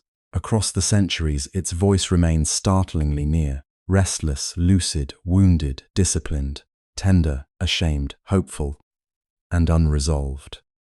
It invites us not only to admire Laura from afar, but to inhabit the mind of the man who could not stop turning her presence into thought, and thought into song. To understand the force of these poems, we need to listen closely to the emotional architecture inside Petrarch's voice. What makes Petrarch's voice feel so immediate is not only what he says, but the extraordinary control with which he says it. His poems often sound intimate, almost spontaneous, as if they were breathed out in a moment of private unrest. Yet beneath that intimacy lies a careful architecture. The lines are balanced, measured, and shaped with a musician's ear. Feeling in Petrarch is rarely poured out in a raw flood. It is tuned, it is arranged. It moves through patterns of echo and return, through delicate symmetries, through pauses that seem to hold the weight of hesitation itself. This is one of the great paradoxes of his art. He makes inner turbulence feel graceful without making it false. That grace matters because Petrarch is writing about a mind at war with itself. Desire pulls one way, conscience another. Memory exalts what reason would correct. Hope rises exactly where experience should have taught despair. To give such conflict a convincing poetic form, He develops a language of balance and fracture at once. His lines often proceed by antithesis, setting one truth against another, one impulse against its rival. The result is not confusion for its own sake, but an elegant rendering of divided consciousness. We hear someone trying, again and again, to say what cannot be settled. In that effort, the poem becomes not just a statement of emotion, but a theatre of thought. Repetition plays a crucial role in this effect. Petrarch returns obsessively to certain words, images, turns of phrase, and emotional structures. But repetition in his poetry is never merely decorative. It imitates the way the mind circles what it cannot resolve. A remembered glance, a beloved name, the contrast between peace and pain, the movement between absence and presence. These come back with slight variation, and each return feels like another attempt to master what remains unmastered. He teaches lyric poetry how to linger. He understands that feeling does not always advance in a straight line. Sometimes it revisits, revises, deepens, and wounds itself anew. By giving that recursive motion a beautiful form, he creates a voice that feels astonishingly modern. There is music in this, but not the simple music of sweetness alone. Petrarch's musicality often depends on tension. He balances soft cadences with sharp conceptual turns. A line may begin in praise and end in self-reproach. It may rise toward illumination and fold back into uncertainty. This constant modulation allows him to capture emotional instability without losing composure. The poems breathe through contrast. Their elegance comes not from serenity, but from the disciplined shaping of unrest. That shaping is nowhere more visible than in the paradoxes for which Petrarch became famous. In his world, love burns and freezes, binds and liberates, wounds and heals. It makes speech possible and robs the speaker of speech. It raises the lover toward moral and spiritual refinement, even as it humiliates him, distracts him, and keeps him captive. These are not clever contradictions added for ornament. They are the very grammar of his experience.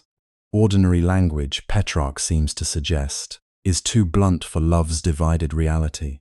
If love truly transforms the self, then it must be spoken in forms that can hold incompatibles together.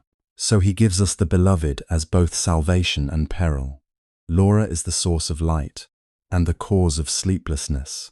She clarifies his inner life by becoming the fixed point around which it turns, yet she also confuses him, because desire for her unsettles judgment, peace, and purpose. To love is to know more intensely, but also to lose mastery over what one knows. In Petrarch's phrasing, these oppositions do not cancel each other. They coexist. That coexistence is the truth. The emotional force of such paradoxes lies in their precision. Petrarch does not simply say, he discovers forms subtle enough to show how suffering itself becomes inseparable from pleasure, and pleasure from anguish. The wound is cherished because it comes from the beloved. The torment is sought because it keeps love alive. Absence hurts, but presence can hurt even more, because it intensifies longing while never fully satisfying it. The lover is suspended in a state where every gain exposes a loss, and every loss testifies to the value of what is desired. This suspended condition becomes one of Petrarch's greatest inventions. He turns emotional irresolution into a stable poetic mode. In doing so, he changes what lyric poetry can accomplish. Earlier love poetry had often relied on recognizable conventions. Praise of beauty, complaint of distance, declarations of service, celebration of virtue. Petrarch inherits some of these materials, but he transforms them by making the central drama less external than internal. The true event in his poems is often not a meeting, a conversation, or even a visible action. It is a shift in consciousness.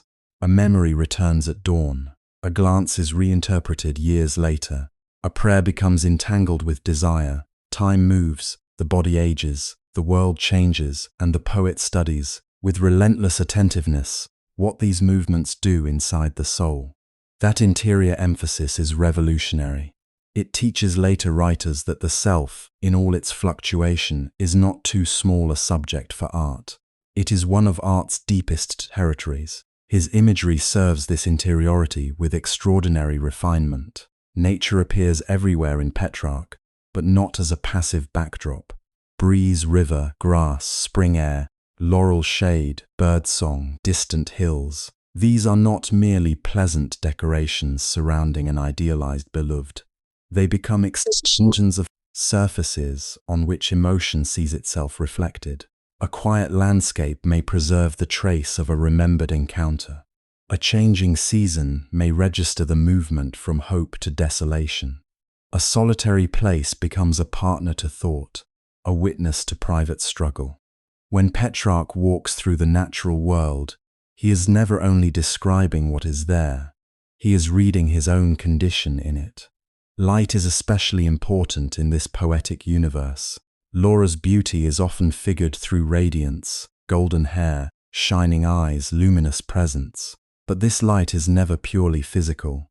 It carries spiritual aspiration, moral admiration, and intellectual awakening. To see her is to be illuminated, but illumination in Petrarch is unstable. Light dazzles as much as it reveals. It can guide, but it can also overwhelm. This is why his images of brightness so often carry unease. The beloved's splendor is not easy to possess or even to endure. It throws the lover into sharper awareness of his own incompletion.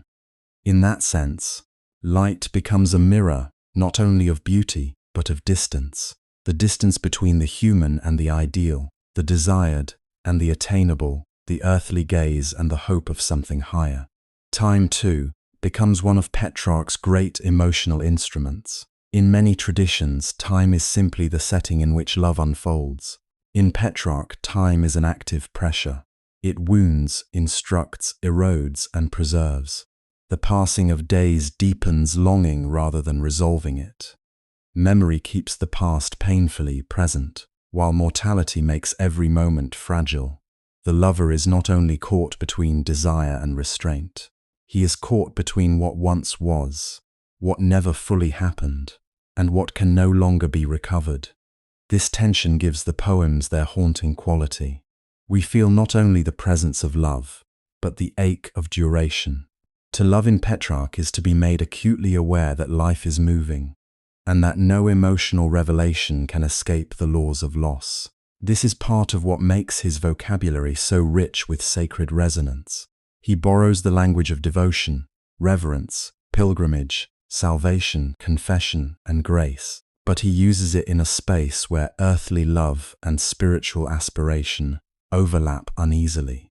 Laura may be praised in terms that approach veneration, yet the poet never lets us forget the danger of confusion. Is this elevation a path toward moral refinement, or a seduction away from God?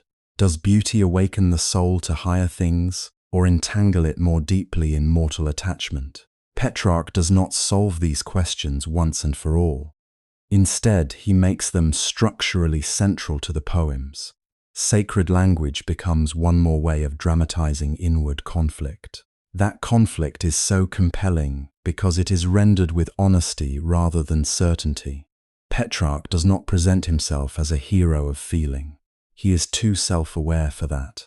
Again and again, he examines his own motives, his susceptibility to vanity, his hunger for praise, his weakness before beauty, his inability to discipline memory. Even when he writes with immense elegance, there is often an undertow of embarrassment. He knows that he is divided. He knows he is repeating patterns he cannot transcend. He knows that language itself can beautify what should perhaps be renounced. This self-scrutiny gives his poetry a moral texture as well as an emotional one. The speaker is not only suffering, he is watching himself suffer, evaluating that suffering, and sometimes mistrusting the very eloquence with which he expresses it. Here we come close to one of Petrarch's most lasting achievements. He gives enduring artistic dignity to inwardness, not simply private feeling, but inwardness in the fuller sense, a self listening to itself, arguing with itself, catching itself in contradiction, trying to shape experience into understanding. In his hands, the lyric poem becomes a chamber of consciousness. The external world still matters, beauty still matters, desire still matters, but all are filtered through a mind that cannot stop interpreting. This interpretive pressure changes the scale of the poem. A glance can become an ethical crisis. A memory can become an entire season of thought. A sigh can carry theology, psychology, and longing all at once. That is why Petrarch's influence reached so far beyond his own era. Later poets would imitate his sonnet forms, his conceits, his diction, his idealized beloved. But what they inherited most deeply was his sense that the self in conflict could sustain serious art. He offered a model in which emotional life was not incidental to literature, but central to it. He showed that hesitation could be eloquent, that contradiction could be beautiful, that longing could produce not only complaint, but intricate reflection. The private voice, shaped with enough intelligence and music, could speak to generations. Even the polish of his style contributes to this new intimacy. We often imagine intimacy as something unguarded, immediate, almost uncrafted. Petrarch reveals another possibility. A person may be most intimate precisely when trying with great care to tell the truth about a difficult feeling. His refinement does not conceal emotion. It gives emotion a vessel strong enough to carry complexity. The measured line, the repeated image, the balanced phrase, the exquisite paradox. These are not barriers between us and the heart. They are the means by which the heart becomes legible. And because of that, Petrarch's poems do something more than describe love. They teach us how consciousness sounds when it is changed by love. We hear the pause before admission, the recoil after desire, the renewed surrender to memory, the attempt to sanctify what one also fears is dangerous. We hear a self becoming visible to itself through speech. That may be Petrarch's deepest innovation.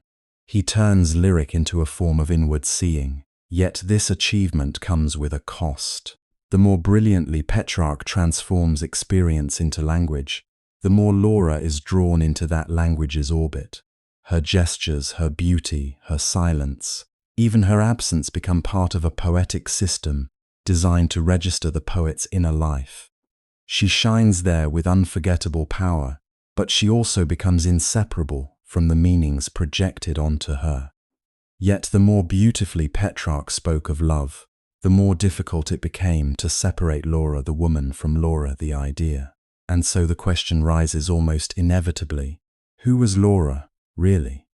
Was she a woman Petrarch once saw in a church, and then encountered, from time to time, in the social world of Avignon? Was she a married noblewoman, protected by rank, custom, and distance? Was she a literary device, shaped from inherited conventions of beauty and virtue? Or was she, in the deepest sense, all of these at once? The centuries have not settled the matter. They have only taught us that the uncertainty itself is part of what gives her such enduring life. Many readers have wanted an answer that feels solid, almost documentary. They search for records, names, family lines, dates, clues hidden in the poems. One long-standing theory identifies Laura with Laura de Novis, a woman from a prominent Provençal family, married to Hugues de Sade. The dates seem suggestive. The setting is plausible. The social distance would make sense of Petrarch's longing, his restraint, his continual nearness without possession. It is an attractive possibility because it offers a human frame around the lyric intensity. It reassures us that somewhere behind the poetry, there was a breathing person who moved through streets, entered churches, spoke to friends, wore certain colors, and grew older under the same sun as everyone else. And yet certainty never arrives. The evidence remains partial, disputed, vulnerable to wishful thinking. Other scholars have doubted the identification or treated it with caution, noting how easily later generations can become enamored of neat solutions. Petrarch himself gives us no plain biographical confession that would close the case. He is at once revealing and withholding. He tells us enough to make Laura feel singular, but not enough to pin her completely to the page of history. We know the date he says he first saw her. We know the spiritual and emotional cataclysm that vision caused in him. We know the date of her death as he records it, and how that loss continued to reverberate through his life and verse. But between those points lies a mist of implication, symbol, and art. That mist has often frustrated readers who want biography to behave like a key. But perhaps the problem is not that Laura remains obscure. Perhaps the problem is that we keep demanding from her a kind of visibility the poetry never promised. Petrarch did not write a testimony in the modern sense. He wrote lyric meditations, crafted with extraordinary care, where emotional truth often matters more than external verification. In that world, Laura does not need to be either wholly factual or wholly invented. She can be historically grounded and poetically transformed at the same time. This layered existence is what makes her so difficult to grasp and so difficult to forget.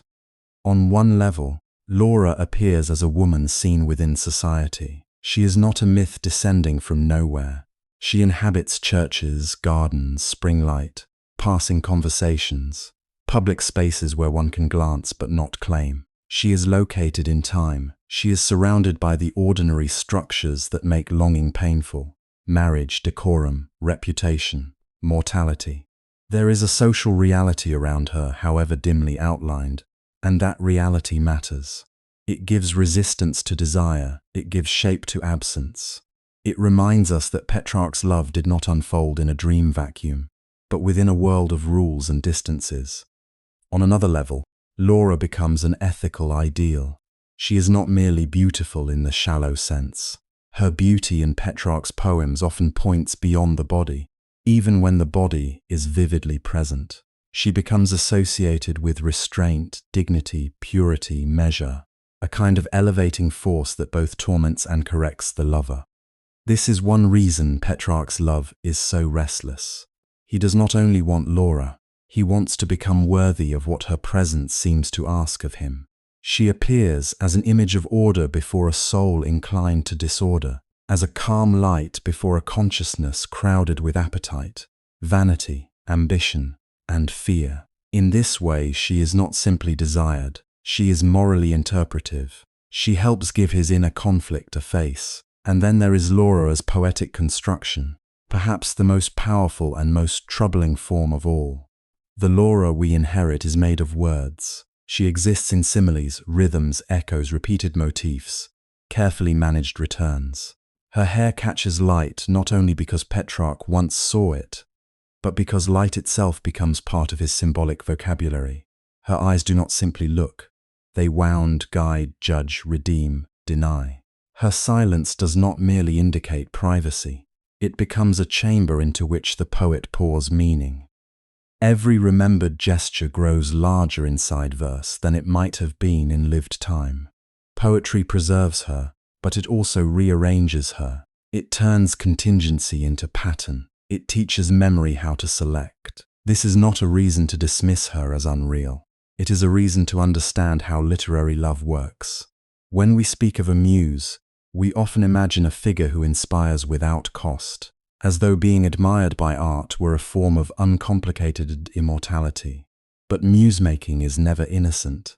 To become a muse is to be lifted into permanence by someone else's vision, and that vision can preserve even as it reduces. Laura survives because Petrarch could not stop writing toward her. Yet the very act that keeps her alive also filters her through his needs, his guilt, his aspirations, his aesthetic discipline.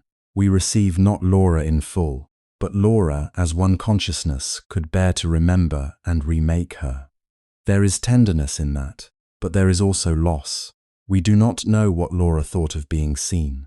We do not know how she understood Petrarch, if she understood him at all beyond fragments, rumor, gesture, or social awareness.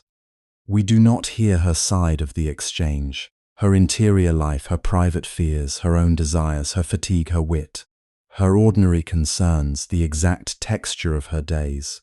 All of this recedes behind the radiance assigned to her. Admiration can become a veil as easily as an offering. A woman praised as ideal may be spared oblivion, but she may also be denied complexity. The more perfectly she symbolizes, the less freely she speaks. This tension matters because it reveals something larger than a single historical mystery. It reveals a pattern deeply woven into literary culture, the transformation of women into mirrors for male interiority. Laura becomes central not because the world learns who she was, but because the world witnesses what Petrarch becomes in relation to her, his longing, his discipline, his divided soul, his religious unease, his hunger for glory, his fear of time, all are sharpened around her image. She is indispensable, yet she is not allowed equal narrative space.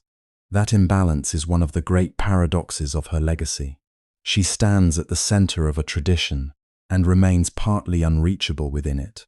Still, to say this is not to accuse Petrarch of simple selfishness, nor to strip the poems of feeling. He is often painfully aware of the limits of his own desire. He knows that love can become self-enclosure. He knows that language can circle around its own obsessions. He knows that what he worships in Laura may not belong entirely to her, but also to his own need for transcendence. Part of the poignancy of the poems lies in that awareness. He does not merely idealize, he interrogates his idealizing. He senses that he is both honoring and appropriating, both exalting and imprisoning. The poems tremble because they are written from inside that uncertainty, and perhaps that is why Laura's ambiguity continues to matter so much. If she were only a documented historical figure, the story might narrow into biography. If she were only a transparent literary invention, the emotional stakes might diminish. But because she occupies the threshold between person and figure, between memory and symbol, she acquires unusual depth. She can carry the weight of history and the elasticity of imagination together. We are able to feel that someone was there, and also that what remains of her has been altered by longing beyond recall. Distance, in this sense, is not a flaw in the story. It is one of its generative conditions. Because Laura remains partly beyond reach, she gathers meanings that a fully disclosed character might not. She becomes a vessel for memory, for grief, for spiritual aspiration, for the ache of beauty passing through time. Her remoteness allows Petrarch to return to her again and again, without exhausting her significance. Every new poem can discover another Laura, the seen woman, the withheld woman, the moral emblem, the lost beloved, the earthly temptation, the name that opens into laurel and glory. She lives in repetition, not because she is empty, but because she is never closed. That mystery also helps explain why readers across centuries have felt personally addressed by her presence, even while knowing almost nothing certain about her. We recognize in Laura the way love often works in memory. The beloved is never preserved whole. Time softens edges, heightens certain details, erases others, attaches feeling to objects and seasons, turns one expression into a lifelong emblem. We remember selectively, and our selective remembering becomes part of what we love. Laura embodies that process with unusual clarity. She is both a person remembered and remembrance itself taking form. After her death, this becomes even more profound. The already elusive woman passes fully into the realm of absence, and absence has its own strange power. It clears physical reality away and leaves behind a more interior presence. In life, Laura could still appear in public, still be glimpsed, still resist Petrarch by simply remaining herself. In death, she can no longer be encountered except through memory, conscience, dream, and prayer. This does not diminish her force. It magnifies it. She ceases to be only an occasion of desire and becomes a measure of time, loss, and the soul's unfinished education. Yet even here, the ethical question remains. What happens when grief continues to shape a woman into symbol? What is saved and what disappears? Petrarch's art gives Laura extraordinary afterlife, but it also leaves us with a silence we cannot break. We can admire the devotion and still feel the poignancy of what it cannot restore. There is something deeply human in that failure. No love, however sincere, can finally possess another person's full reality. No poem, however beautiful, can return the dead as they were. What poetry can do is bear witness to the pressure of that impossibility. It can show us a mind refusing to let beauty vanish, even while knowing it never truly held beauty whole. So Laura remains woman, muse, and mystery all at once.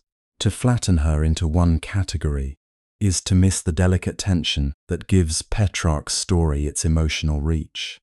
She was likely someone in the world, seen by other eyes, known by other names, occupied by concerns no poem records.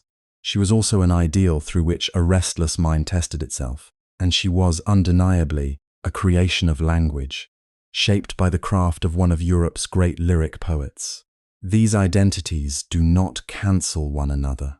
They deepen one another. The historical possibility makes the poetry more haunting. The poetic transformation makes the historical possibility more luminous. The uncertainty between them keeps the heart of the story open. For that reason, Laura's mystery is not a gap waiting to be solved once and for all. It is a living space inside the tradition, a space where devotion, projection, reverence, and loss continue to meet. We feel the tenderness of a real attachment, the discipline of a literary imagination, and the sadness of a human being partly hidden by her own immortality. She survives because she cannot be fully possessed by scholarship or by fantasy. She stands just far enough away for longing to keep speaking. And as the years passed, that mystery did not fade. It ripened inside Petrarch's consciousness and altered the meaning of love itself. What had first entered his life as a sudden wound did not remain a single moment of astonishment. Time took hold of it. Days accumulated, then months, then years, and the feeling, instead of weakening in the ordinary way, became more intricate. It learned to live without fulfillment. It learned to survive on intervals, on glimpses, on anniversaries, on remembered words and imagined gestures. In another kind of story, waiting would simply be a sorrowful delay before either union or surrender. But for Petrarch, waiting became the very climate in which love matured. Absence did not merely frustrate his desire, it educated it. This is one of the quiet miracles of his poetry. He does not present longing as a single cry held endlessly in the air. He shows us what happens when longing must endure the calendar. Spring returns, and with it the ache of beginnings. Summer ripens, and beauty seems almost unbearable in its fullness. Autumn arrives with its fading light, and desire begins to think about transience. Winter strips the world down to bone, and the heart must learn how to keep its ember alive in silence. Through these changes, love is not erased, it is revised. The same feeling passes through different weather and comes back altered, carrying new shades of tenderness, fatigue, humility, and wonder. That long duration matters. A love measured in hours belongs to impulse. A love measured in years begins to reveal the structure of a soul. Petrarch's devotion to Laura becomes inseparable from habits of remembering. He returns inwardly to the same encounter, the same face, the same sound of her name, but each return is not a repetition in the empty sense. It is more like walking again and again through a familiar chapel at different times of day, watching how the same stained glass receives different light. The image remains, yet the meaning shifts. So too with Laura. She remains beyond his possession, but within his imagination she continues to unfold. There is pain in this, of course, and Petrarch never pretends otherwise. To love what one cannot have is not noble simply because it is difficult. It can become exhausting, humiliating, even spiritually dangerous. There are moments in his inner world when he seems almost tired of himself, tired of returning to the same wound, tired of carrying a desire that cannot advance toward completion. He knows the embarrassment of being ruled by what cannot be resolved. He knows that longing can become a habit as binding as any chain. Yet because he is honest about that fatigue, the feeling gains dignity. It is not theatrical misery. It is the sorrow of a person discovering that the heart does not always obey reason, and that dignity may consist not in conquering desire, but in learning how to bear its unfinished form. In this way, time does something paradoxical. It increases the pain, but it also refines it. Immediate desire wants contact. It wants the beloved near, visible, attainable. Prolonged desire, denied those satisfactions, begins to transform itself. It becomes attentive to signs, to echoes, to fragments. It starts to live by recollection and anticipation. It grows more articulate because it has no other way to move. What cannot be fulfilled must be expressed, and expression itself becomes a mode of survival. The poems are not simply records of longing. They are the means by which longing is shaped into something the soul can endure. Distance is crucial here.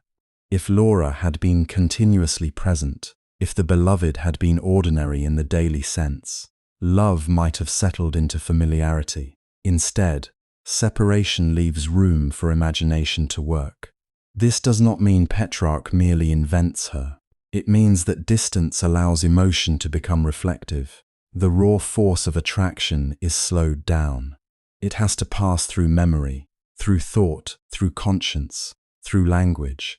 And in making that journey, it changes texture. What begins as desire becomes meditation. What begins as agitation becomes pattern. The mind, unable to rest in possession, turns to image and cadence. The heart, denied closure, begins to build form. This is why his poetry feels so composed, even when it speaks from unrest. Form is not the opposite of feeling in Petrarch. Form is what feeling becomes when it has suffered enough to seek order. The beloved is distant, but that very distance creates the conditions for beauty. A glance remembered after many months may become more potent than a continuous presence, because memory burns away the accidental and preserves only what the heart cannot relinquish. Her movement through a crowd, the brightness of her hair in light, the restraint of her bearing, the mercy or reserve in her eyes, such details return to him purified by time. They are no longer simple observations. They become emblems, vessels strong enough to hold repeated meditation. And yet there is always danger in refinement. The more feeling is shaped, the more it risks becoming self-enclosed. Petrarch seems to understand this. Again and again, one senses his awareness that the beloved is not merely an occasion for his eloquence. She is also the measure of his limitation. He cannot simply write his way into fulfillment. He cannot transform absence into actual presence. The poem can preserve an emotion, illuminate it, discipline it, even sanctify it for a moment, but it cannot end the distance from which it was born. That is why the work remains moving. It does not cheat. It does not pretend that art heals by replacing reality. Instead, it shows that art can help the soul inhabit reality without collapsing under its incompletion. There is something deeply human in that discipline. Most lives are not shaped by satisfaction alone. They are shaped by what remains unresolved, by what cannot be restored, by what returns at evening when the day grows quiet. Petrarch gives language to that condition. In his world, longing becomes almost liturgical. It has its seasons, its rituals, its hours of recurrence. Certain dates gather emotional force. Certain places hold an atmosphere charged with memory. The passing year is not neutral. It becomes a circle around a center that cannot be reached. Every return of spring reminds him not only of beauty, but of first awakening. Every familiar landscape becomes a witness to what endures within him. This ritual quality is essential to understanding the depth of his attachment. Love survives not only because it is intense, but because it is repeatedly revisited. Memory does not sit passively in the mind like a picture stored away.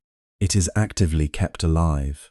Petrarch returns to Laura through recollection the way a believer returns to prayer, not because the need has been solved, but because the returning itself gives shape to the need. To remember is to remain in relation. To speak the beloved inwardly is to resist the erasure that time threatens to impose. In that sense, memory becomes almost as powerful as presence. Sometimes perhaps even more powerful. Presence is bound to the moment. It can be interrupted, misunderstood, cut short. Memory, for all its fragility, can gather meaning over time. It can connect scattered experiences and make them luminous in retrospect. A brief meeting may have lasted only minutes, but recollection can dwell within it for years, unfolding implications that were not visible at first. This is one of the reasons Laura acquires such radiance in Petrarch's inner life. He does not merely remember her as she was in an isolated instant. He continually meets her again in thought, in desire, in regret, in reverence. She lives not in one temporal frame, but in many. She moves across the chambers of his consciousness, accompanied by changing moods and changing self-knowledge. That interior return gives the poetry its special tenderness. We are hearing not the confidence of someone who possesses love, but the careful speech of someone who fears losing even the trace of it. Every remembered detail matters because it stands against oblivion. Every comparison to light, air, flowers, stars, or sacred calm is an effort to say, this cannot be allowed to vanish into the ordinary passing of things. Language becomes a place of keeping, and because what is kept cannot be fully held, the very act of preservation remains touched by vulnerability. There is also humility in this long apprenticeship to absence. At first, desire often imagines itself as central. It assumes that intensity should earn response, that feeling should grant some claim upon the beloved. Time teaches otherwise. Petrarch's long yearning gradually reveals that love may endure without entitlement. Laura remains herself, beyond his grasp, beyond his command, perhaps beyond even his true understanding. The longer he loves her, the more he must confront the fact that another person cannot be mastered by the force of one's devotion. This is painful knowledge, but it is moral knowledge as well. It draws love away from appetite toward reverence. That reverence does not cancel longing, it deepens it by purifying it. The ache remains, but it is no longer only the ache of denied desire. It becomes the ache of respecting a distance that cannot be violated. In that respect, Petrarch's love is an education in incompletion. Modern ears sometimes expect stories of love to move toward resolution, toward confession, union, betrayal, or farewell. But much of real feeling does not obey those dramatic forms. Sometimes it simply continues, changing shape as life changes around it. Sometimes the most lasting bond is one that never becomes mutual possession. Petrarch gives this difficult truth a language both delicate and durable. The unfinished quality of his love also keeps his attention morally awake. Because the story is not resolved, he cannot simply settle into happiness or grief. He must keep asking what this attachment is doing to him. Is it lifting him toward beauty, patience, and spiritual insight? Or is it fastening him more tightly to the world of appearances and private obsession? That tension runs through his years of reflection. Laura is at once solace and trial, sweetness and wound, inspiration and test. Time does not simplify the contradiction, it makes it more visible. The older feeling grows, the more it stands at the crossroads between earthly devotion and the desire for something eternal. Even here, memory is the bridge. Through memory, Laura is not reduced to an inaccessible object of desire. She becomes part of Petrarch's moral and spiritual interiority. He carries her not only in imagination but in conscience. He remembers her in solitude, in prayer, in moments when beauty in nature suddenly reopens the old tenderness. The beloved returns not as a fixed portrait but as a living influence. She stirs gratitude, unrest, self-reproach, wonder. She becomes woven into the way he experiences time itself. Past and present begin to speak to one another through her. That is why the years do not merely lengthen the story, they deepen its resonance. A younger passion might have burned brightly and then gone out. What remains in Petrarch is slower, steadier, more inward. It is marked by repetition, but repetition here is not stagnation. It is deepening by return. He circles the same center because the center has not been exhausted. Each approach reveals another contour of feeling. Now grief, now serenity, now restlessness, now gratitude for having loved at all, even under impossible conditions. Love becomes less an event than a discipline of attention. And perhaps that is the most moving transformation of all. Laura's absence, which could have emptied his inner world, instead trains it. It teaches him to listen to his own contradictions, to examine the movement of desire, to dignify emotion through measure and music. It forces him to become equal to what he feels, not by mastering it once and for all, but by giving it forms in which it can breathe without consuming him. In this sense, absence is not simply what love suffers, it is also what makes his art possible.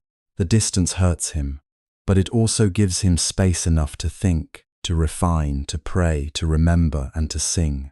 So the years pass and longing does not end. It becomes wiser without becoming painless. It learns patience without learning indifference. It accepts incompletion without ceasing to reach. And in that sustained reaching, Petrarch creates a language for everyone who has ever loved across distance, across silence, across the stubborn fact that the heart often lives on what it cannot fully hold. Laura remains beyond reach, but not beyond presence. She lives in recurrence, in memory, in inward conversation, in the disciplined beauty of return. Then history itself intervened, and private longing was struck by one of the darkest realities of the age. The world around Petrarch had never been secure, but now insecurity took on a new and terrifying scale. Across Europe, the plague moved like a sentence no household could appeal, no rank could escape, no prayer could confidently delay. Cities emptied and then filled with dread. Bells marked loss so often that grief itself seemed to become part of the air. Familiar streets turned strange, doors closed, names disappeared from daily speech and returned only in whispers, in records, in hurried mourning. In such a world, every human attachment became more fragile, and because it was more fragile, more radiant. To love anyone under that shadow was to know, with brutal clarity, that no meeting could be guaranteed another hour. It is within this larger devastation that Laura's death has often been placed, and whether we imagine the exact circumstances with certainty or not, the emotional truth remains overwhelming. The woman who had long stood at the center of Petrarch's inward life, the figure around whom desire, restraint, admiration, and self-examination had revolved, was no longer simply distant. She was gone from the living world. For years he had suffered from nearness that could not become possession, from beauty glimpsed but not held, from a presence that stirred him while remaining beyond him. That pain had been sharp, but it still belonged to a world in which tomorrow existed. After death, the structure of longing changed. Distance was no longer measured by custom, marriage, decorum, or social boundaries. It was measured by mortality itself. This is what makes the turning point so profound. Before, his poems often moved in the tense space between sight and renunciation. Laura could appear. She could pass by. She could be remembered from some real hour, some season, some church, some look. Even absence had the pulse of possibility in it. But after her death, possibility is wounded at its root. The beloved is no longer withheld by circumstance. She is withheld by the finality every living creature fears and cannot reason away. The heart does not stop reaching, simply because it has been told there is nowhere to reach. It reaches still, and in reaching, discovers a new kind of sorrow. Petrarch's voice changes under that pressure. The urgency of pursuit gives way to elegy. The trembling excitement of encounter yields to reverence, recollection, and the ache of what cannot return. He does not become colder. If anything, he becomes more exposed. The old desire had often been restless, conflicted, divided between earthly attraction and spiritual alarm. Now grief gathers those scattered energies and deepens them. He speaks not as a man hoping to master his passion, but as one trying to survive its transformation. Mourning makes him gentler in some moments, more severe in others. It strips away certain illusions while intensifying others. It teaches him that love does not vanish when the beloved dies, it changes its element. In the wake of Laura's death, memory acquires an almost liturgical rhythm. To remember is no longer only to relive delight and frustration. It becomes a duty, a form of fidelity, a way of keeping faith with what time has tried to erase. Yet memory is not simple comfort. It hurts because it preserves detail. The curve of a gesture, the soundless authority of her bearing, the light once associated with her presence, all of these survive within him with cruel precision. What he can no longer encounter outwardly, he carries inwardly, and inward possession is both blessing and wound. Memory keeps Laura near, but only by proving how completely the world has lost her. There is also a profound shift in Laura's meaning. During her life, she existed in the charged field between woman and symbol. She was a real presence and also an inward image. A person and a principle around which Petrarch organized his struggle with desire, glory, repentance, and beauty. Death lifts her even further from ordinary encounter. She becomes less available to the senses and more powerful in the conscience. The beloved who once moved through time now seems to stand above it. She enters that strange region where the dead become more than they were in life, not because they cease to be human, but because grief illuminates them from within. To the mourner, they gather significance. They become judges, guides, intercessors, witnesses. That is especially true for a poet like Petrarch, whose interior life was always alert to signs, meanings, and moral consequences. Laura after death is not merely remembered beauty. She becomes a measuring point for his soul. Her absence asks what his love truly was. Was it vanity disguised as devotion? Was it earthly bondage ornamented by language? Or was there within it, however mixed and troubled, a genuine movement toward what is eternal? These questions had lived inside his poetry from the beginning, but now they become unavoidable.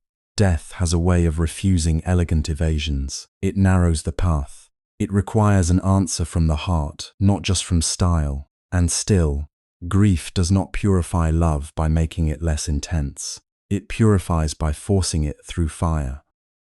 The desire remains, but it can no longer imagine fulfillment in the old forms. There will be no glance returned, no accidental crossing of paths, no renewed season in which hope can dress itself as patience. What survives must become something else without ceasing to be itself. This is the paradox at the center of Petrarch's mourning. He does not stop loving Laura because she has died. He loves her more painfully, more helplessly, and in some ways more truly, because every lesser motive is tested. The imagination can still adorn her, but the body can no longer expect reward. The ego can still suffer, but it must suffer before a fact no rhetoric can charm. So mourning complicates desire rather than ending it. It takes what had once been divided between appetite and reverence and fuses them in a harder, sadder way. The beloved is now untouchable not in the social sense, but in the metaphysical one. This untouchability does not weaken feeling, it exalts and torments it. Laura becomes at once more distant and more intimate, more inaccessible and more inwardly present. Petrarch can no longer seek her in the world as before, so he seeks her in recollection, in prayer, in dreams, in the labor of verse. She recedes from sight and advances into the center of consciousness. That inward advance is one reason the poetry of this period has such enduring force. It is not simply lament in the ordinary sense. It is the record of a soul trying to understand what love becomes when deprived of all future except remembrance. Many people grieve. Not all are able to observe grief while inhabiting it. Petrarch does both. He weeps and analyzes. He mourns and interrogates his mourning. He feels the old wound reopen under a new name. and then tries to describe, with almost unbearable precision, how that new wound differs from the old one. In this way, the poetry does not only announce loss, it studies loss as a spiritual event.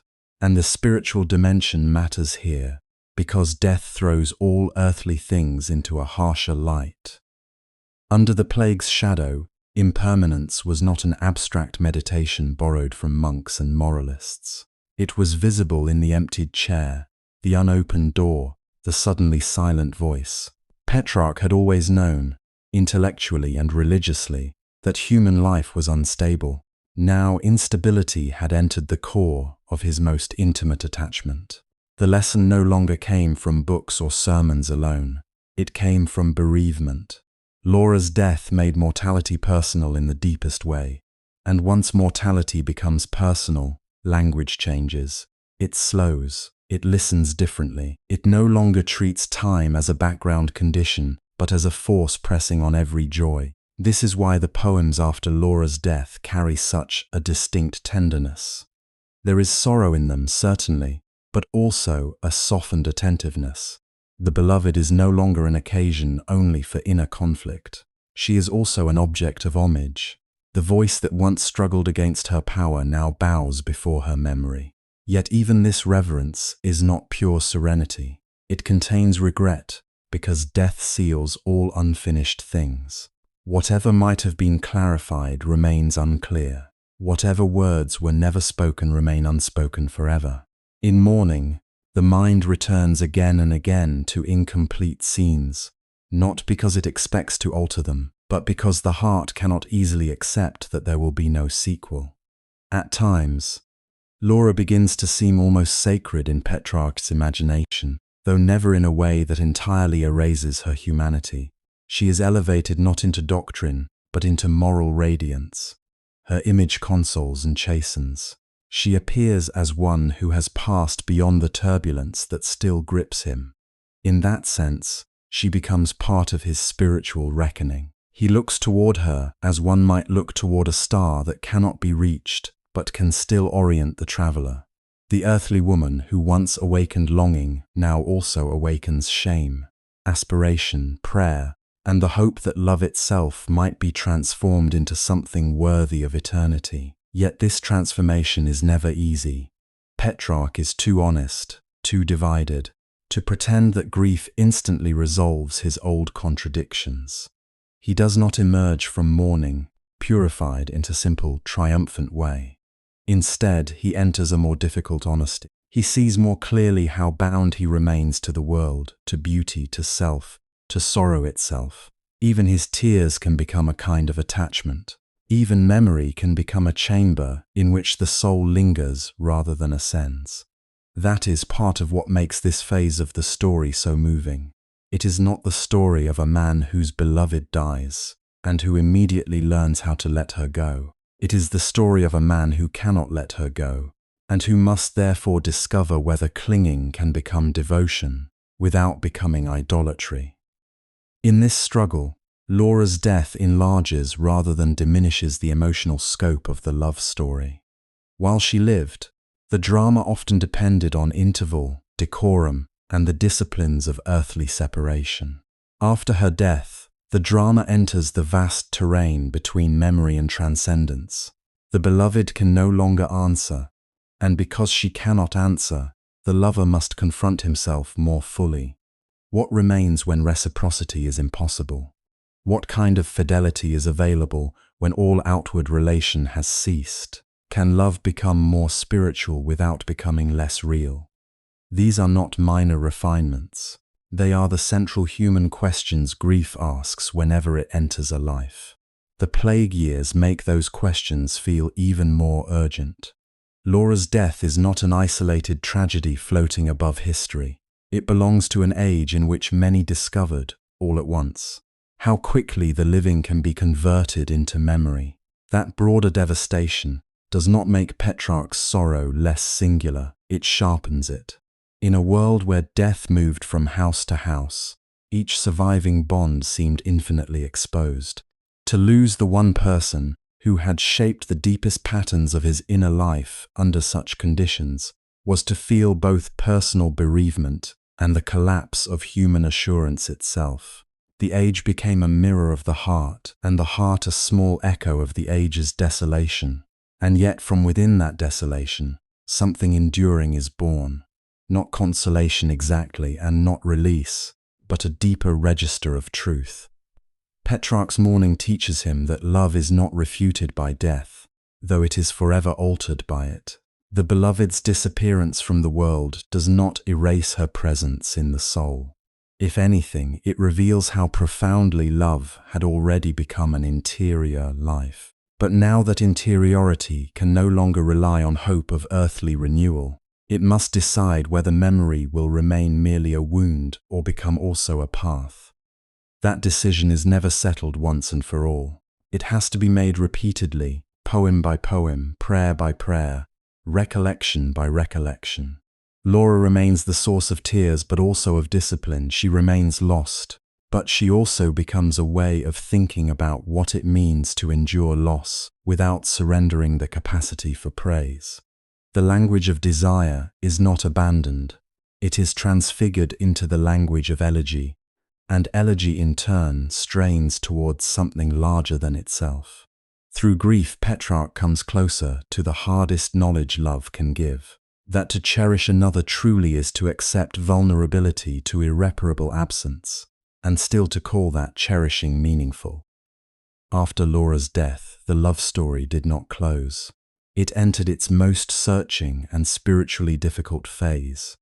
What follows is not silence, but a new kind of speech. Petrarch continues to write to a woman who can no longer answer in the ordinary ways of the world.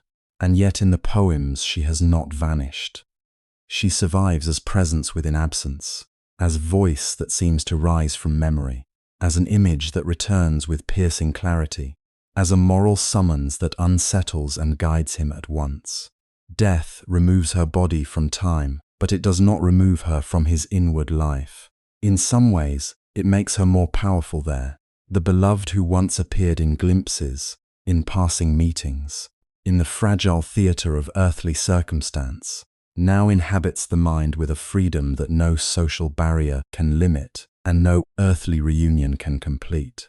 This is one of the most haunting discoveries in the later poems. Grief does not simply preserve the past. It changes the form of relationship. Laura is remembered, but she is also reimagined, reheard, re-encountered through the pressure of loss. Petrarch does not merely describe her as she was. He listens for what she has become inside him. Sometimes she appears almost as consolation, purified by distance, less entangled in the immediacy of longing. At other times she returns as accusation, reminding him that he still clings too fiercely to what cannot be possessed. And often she comes as both at once gentle and severe, beloved and judge, wound and remedy inseparable. In these poems of remembrance, memory is never passive. It is active, shaping, selective, and alive. Laura's face, her bearing, the sound of her voice, the light associated with her presence, all of these continue to move through Petrarch's imagination with astonishing vividness. But remembrance is not only visual, it is ethical. To remember her is to remember what her presence demanded of him. He cannot think of her only as the object of his delight. He must also think of her as the one before whom his own soul was measured. The beloved becomes a standard. Her image asks what he has done with his suffering, whether he has turned it toward vanity or truth, whether his tears are merely self-regarding or capable of becoming wisdom. That is why the later love poems are so much more than records of bereavement. They are scenes of interior trial. Petrarch mourns Laura, but he also confronts himself under the gaze of her memory. The dead beloved becomes a kind of witness within the conscience. This does not make grief less intimate. It makes it more demanding. He cannot resolve his pain simply by idealizing her. The very idealization exposes him. If she now seems touched by spiritual radiance, what does that radiance reveal about the disorder of his own attachments? If she belongs to a realm beyond corruption, how should he live while still bound to earth, habit, pride, and unfinished desire. Here the boundary between earthly love and spiritual aspiration becomes beautifully, painfully blurred. Petrarch wants to raise his love into something purified, something worthy of the soul's higher calling. Yet the path upward is not clean. The longing remains human, particular, embodied in memory. He does not stop loving Laura, as a singular woman whose eyes, gestures, and beauty once altered the texture of his days. He cannot dissolve her into an abstract symbol without betraying the very force that made the love real. And yet he cannot remain only with the earthly trace, because death itself has forced the question of what in love survives flesh, season, and time. This tension gives the later poems their extraordinary luminosity. Grief sharpens desire even as it denies fulfillment. Laura is farther away than ever, and for that very reason she can seem nearer to the deepest part of him. The impossibility of touch gives memory an almost sacred intensity. What was once mixed with hope, frustration, jealousy, and fleeting encounter is now steeped in finality. There will be no accidental meeting, no glance exchanged in passing, no future moment in which he might somehow amend what was left undone. Finality burns away illusion, but it also makes every remembered detail blaze. Loss is merciless in this way. It takes the beloved from the world and then gives her back in fragments bright enough to wound. And still he keeps speaking. That persistence matters. It reveals one of the strangest truths in mourning. Desire does not end when its object is gone. In some cases, it grows more intense because it no longer meets resistance from reality. The beloved can no longer disappoint, withdraw, age, or change. She becomes inaccessible, and that inaccessibility can deepen attachment rather than diminish it. Petrarch's continued devotion after Laura's death is not a failure to understand mortality. It is an exposure of how love actually behaves in the human heart. We do not simply cease relating to those we have lost. We continue the relationship inwardly. We address them, imagine their response, shape our choices under their remembered influence, and keep returning to the place where they still seem to live. For Petrarch, this continued relationship is both sustaining and dangerous. It sustains him because Laura remains the figure through whom emotional intensity can still become language. She gives grief a direction. Without her, sorrow might collapse into formless despair. Because of her, it becomes address, invocation, meditation. But the relationship is also dangerous because it risks becoming another form of attachment to the transient world, another refusal to release what God has taken beyond earthly reach. Petrarch knows this. He often writes as someone caught between two fidelities, fidelity to the beloved, and fidelity to the demand that the soul seek what does not die. His greatness lies not in easily choosing one over the other, but in refusing to falsify the difficulty of that choice. So the poems keep circling around a question with no simple answer. Can love for a mortal person become a way toward eternal truth? Or does it inevitably trap the heart in what must perish? Petrarch never settles this once and for all. Instead, he dramatizes the struggle from within. Laura's death does not eliminate desire. It transforms its atmosphere. The old hunger to see and possess yields to a more aching hunger to understand, to reconcile longing with mortality, memory with faith, beauty with decay. Desire becomes more painful because it can no longer imagine fulfillment in this life. But it also becomes more luminous because it is pressed to ask what, if anything, in human love belongs to the soul rather than to appetite alone. This is where mourning becomes philosophical without losing its tenderness. Petrarch does not step back from grief and turn it into cold reflection. Rather, the thinking emerges from the wound itself. To lose Laura is to be forced into a deeper relation with time. Time is no longer just the medium in which desire unfolds. It is the power that takes, alters, and exposes all earthly things. The later poems are saturated with this awareness. Days pass, years accumulate, the body changes, memory both preserves and distorts, and the self becomes a stranger to its earlier hopes. Laura's death becomes inseparable from a broader meditation on mutability. What does it mean to devote oneself so completely in a world where everything visible is slipping away? At the same time, her absence intensifies his awareness of mortality, not only as a universal fact, but as an intimate certainty. Death is no longer a distant horizon. It has entered the beloved's name, the beloved's story, the beloved's transformed meaning. And because Petrarch loves her, he cannot think of death merely as doctrine. He must feel it. He must reckon with the way it interrupts speech, remakes memory, and leaves the survivor in a dialogue that can never be completed by worldly means. This is why the later poems carry such emotional authority. They do not discuss mortality from a secure distance. They speak from inside its aftermath. Yet Laura's death also enlarges the poems beyond sorrow alone. In losing her, Petrarch is forced to ask what the soul seeks when it clings to beauty.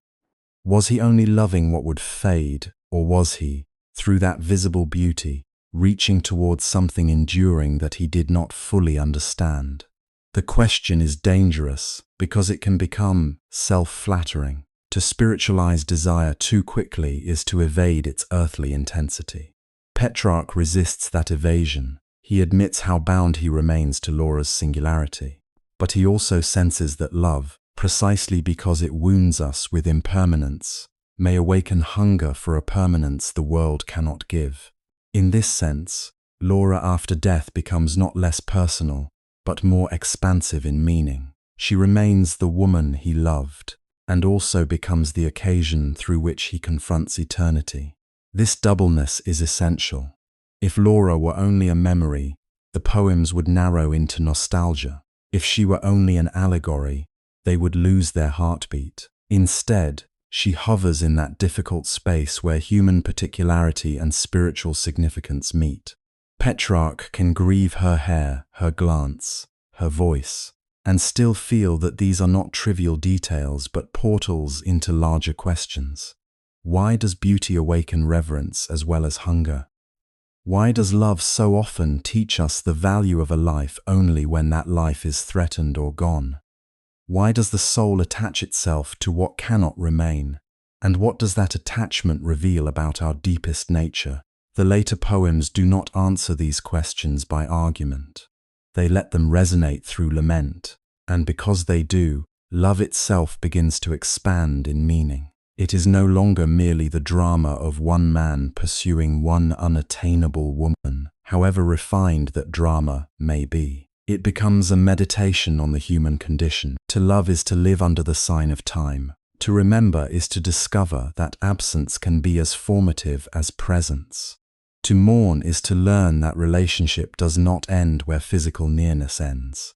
The beloved continues in us not simply as recollection, but as orientation. She influences what we admire, what we regret, what we seek, what we fear. Petrarch's mourning makes visible this hidden endurance.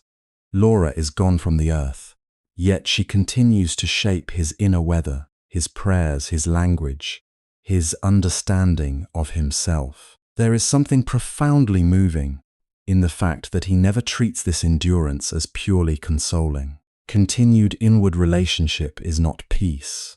It is often unrest. To carry the dead within us is to carry unfinished conversation, unanswered need, gratitude mixed with guilt, longing mixed with helplessness. Petrarch knows that memory can console and torment in the same breath. Laura's survival within him does not restore what death removed. It makes the removal permanent while refusing to let it become empty. This is the paradox of mourning. The lost person remains active in the life of the one who mourns, not despite being absent, but through that very absence. And in Petrarch's hands, that paradox becomes art of lasting power. He teaches later generations that elegy is not only a backward glance. It is a form of continued life with the dead. It preserves love not by pretending death has no authority, but by showing how love persists under death's authority in altered form. The voice that speaks after loss is chastened, more conscious of fragility, less intoxicated by immediate hope. But it can also be deeper, more truthful, more capable of holding contradiction. Petrarch's later poems breathe in that contradiction. They know that Laura is unreachable and intimately near, gone and still formative, mourned as earthly woman, and sought as sign of something beyond earth. This is why the love after loss can feel, in some ways, greater than the love before. Not happier, never easier, but greater in reach. It stretches from memory into metaphysics, from tears into self-examination, from attachment into prayer. It tests whether affection can survive the collapse of possession. It asks whether praise can continue when no reward is possible, whether devotion can remain meaningful when it can no longer hope for fulfillment in time. Petrarch's answer is never serene, but it is enduring. Yes, love can continue, though transformed by suffering into a more searching form of knowledge. And that knowledge is not merely about Laura. It is about the soul that loves, the time that wounds, and the mortality that gives urgency to both. Through mourning, Petrarch learns that passion is never only passion. It contains within it questions of value, destiny, and selfhood. Whom we love shapes what we think life is for.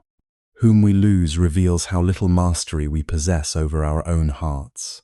In continuing to write Laura after her death, Petrarch does more than keep faith with memory. He turns personal bereavement into a language for thinking about what outlasts us, what humbles us, and what may yet redeem our suffering. This inward deepening also reveals Petrarch's larger struggle, because Laura was never separate from his desire for meaning, virtue, and fame. This inward deepening also reveals Petrarch's larger struggle, because Laura was never only the woman he loved, or the sorrow he carried after her death. She stood at the center of a conflict he could neither escape nor neatly resolve. The pull of earthly beauty against the call of God, the sweetness of desire against the discipline of the soul, the longing to cherish what is visible and mortal, without losing of what is eternal. In Petrarch, these forces do not arrange themselves into a clean moral lesson. They remain intertwined, painful, and alive. That is part of what makes his voice feel so close to us even now. For him, beauty was never trivial. He did not look at Laura and see a passing ornament of the world. He saw something radiant, something that stirred him to attention, reverence, and inward awakening.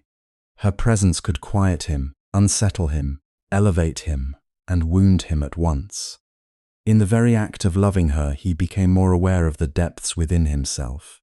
He thought more intensely about time, virtue, mortality, and the unstable movement of the heart. Love seemed to open a door toward higher reflection. It made him more contemplative, more sensitive to what exceeds ordinary life, and yet, precisely because it possessed such force, he feared it. That fear was not simply the fear of rejection, nor only the fear of death, though both of those certainly haunted him.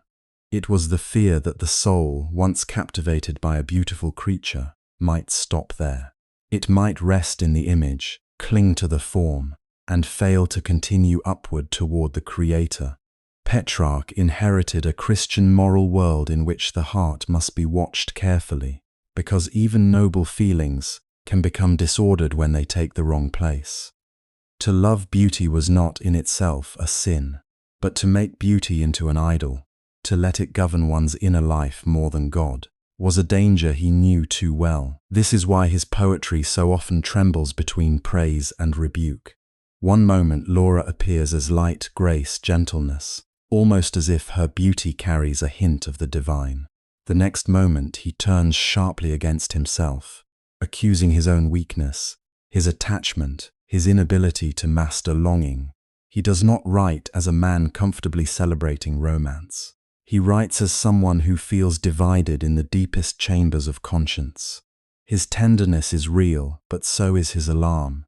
His devotion is sincere, but so is his suspicion that devotion can become captivity. There is something profoundly moving in the way he refuses to hide that contradiction. He does not solve it by pretending his love is purely spiritual, untouched by bodily desire or vanity. Neither does he dismiss it as mere temptation and silence it altogether. Instead, he lives inside the tension. He examines himself relentlessly. He asks whether this love ennobles him or entangles him. He wonders whether Laura leads him toward holiness by awakening his sense of wonder, or away from holiness by keeping his imagination chained to earth. In that sense, Laura becomes more than a beloved. She becomes a question. What does it mean to be drawn towards someone so deeply that the soul begins to reorganize itself around that attraction? Can such love become a path of ascent, teaching the lover to recognize the fragile beauty of creation, and through it, the source of all beauty? Or does it remain a refined form of self-absorption, a pleasing sorrow that feels profound, while quietly feeding the ego? Petrarch never treats these as abstract philosophical puzzles. He feels them in his nerves, in his prayers, in the shame and sweetness that alternate within him. This inner struggle comes into especially sharp focus when we remember how often he subjected himself to moral scrutiny. Petrarch was not content merely to feel. He had to interpret what he felt. He measured his heart against the standards of Christian conscience, and he frequently found himself lacking. He knew the language of repentance. He knew the practice of confession, not only as a ritual but as a mode of self-knowledge. To confess in his world was not simply to admit wrongdoing. It was to stand before truth stripped of ornament, to name the hidden attachments that govern the soul, and to ask whether one's loves are rightly ordered. So when Petrarch speaks harshly to himself, it is not theatrical self-punishment. It is part of a genuine spiritual labor. He accuses himself of delay, of weakness, of being too easily seduced by appearances. He grieves the amount of time he has spent circling the same desire, as if unable to move beyond it. At times he sounds almost weary of his own heart, exhausted by its persistence. He knows that years are passing, that death approaches, that salvation is not a poetic metaphor but a serious horizon. And still he remains vulnerable to the same face, the same memory, the same inward unrest. His frustration is therefore moral as much as emotional. Yet what makes this struggle so human is that repentance never erases tenderness. Even when he reproaches himself, he does not cease loving Laura. Even when he turns toward God in prayer, he does not suddenly become cold toward the woman whose image has shaped so much of his inner life. The prayer and the longing exist together. The self-criticism and the gratitude exist together. He can beg for release from bondage while still cherishing what bound him. He can fear the wound and still honor the hand that gave it. This is not inconsistency in a shallow sense. It is the honest complexity of a heart that cannot divide itself cleanly. There are moments in Petrarch when one senses that Laura's beauty almost serves as a ladder, not because she is reduced to a symbol, but because her presence awakens in him a hunger for something that no earthly encounter can fully satisfy.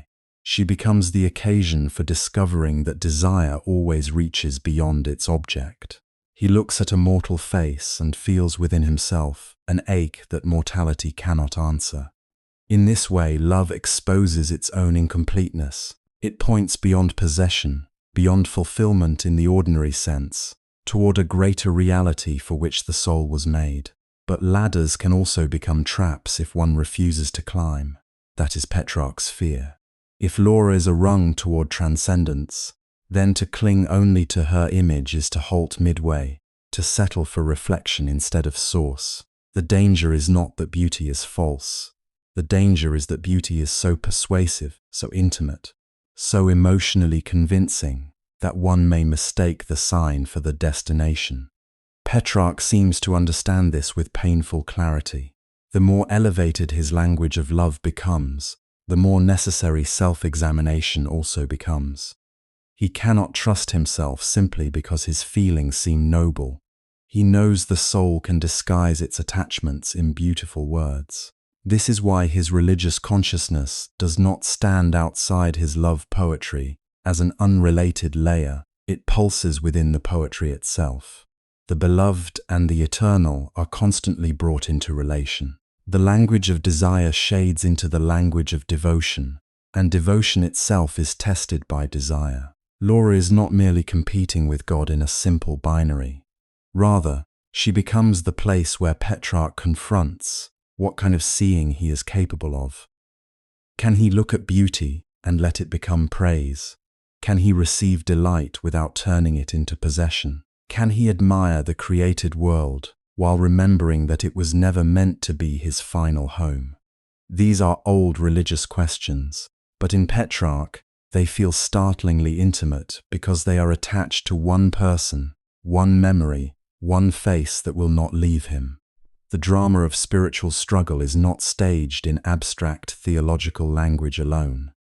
It happens in the gaze, in recollection, in the return of longing after one has already decided to renounce it. Anyone who has ever tried to let go of something precious for the sake of something higher will recognize this rhythm. The will speaks one language, the heart answers in another, and between them the soul waits, torn yet still hoping to become whole. It is important, too, that Petrarch's conflict is not rooted in hatred of the world. He does not seem to believe that earthly beauty must be despised in order for the soul to remain faithful. That would make the struggle easier, but less true. His pain comes precisely from the fact that beauty is good, moving, and worthy of wonder. Laura's grace is not powerful because it is evil. It is powerful because it is lovely. The question is not whether loveliness should exist, but how it should be loved. That distinction matters enormously. It allows his poetry to remain warm, sensitive, and human, even at its most penitential. This is also why Laura can appear, at different moments, as both temptation and gift. She tempts not necessarily by intention, but by the effect she has on a heart already inclined toward attachment. She becomes the focus of fantasies, regrets, hopes, and forms of inward drama that can keep the self turned obsessively toward itself. Yet she is also a gift because through her, Petrarch is awakened. He becomes more attentive to the depths of experience, more alive to the fragility of life, more aware that the soul is always choosing what to serve. Without this love, he might have been more peaceful, but he might also have been less awake. That double role gives his work much of its emotional and spiritual electricity. Laura does not simply stand on one side of a moral equation. She is the very site of struggle. Through her, Petrarch learns that the things that elevate us can also endanger us, and the things that wound us can also refine us. Love is not innocent simply because it feels sincere, nor is it false simply because it causes suffering. It must be tested, purified, and understood in relation to the highest good. Such testing is difficult because the heart resists being simplified into doctrine. It remembers warmth even while accepting correction. Petrarch's self-awareness can be severe, but it is never lifeless.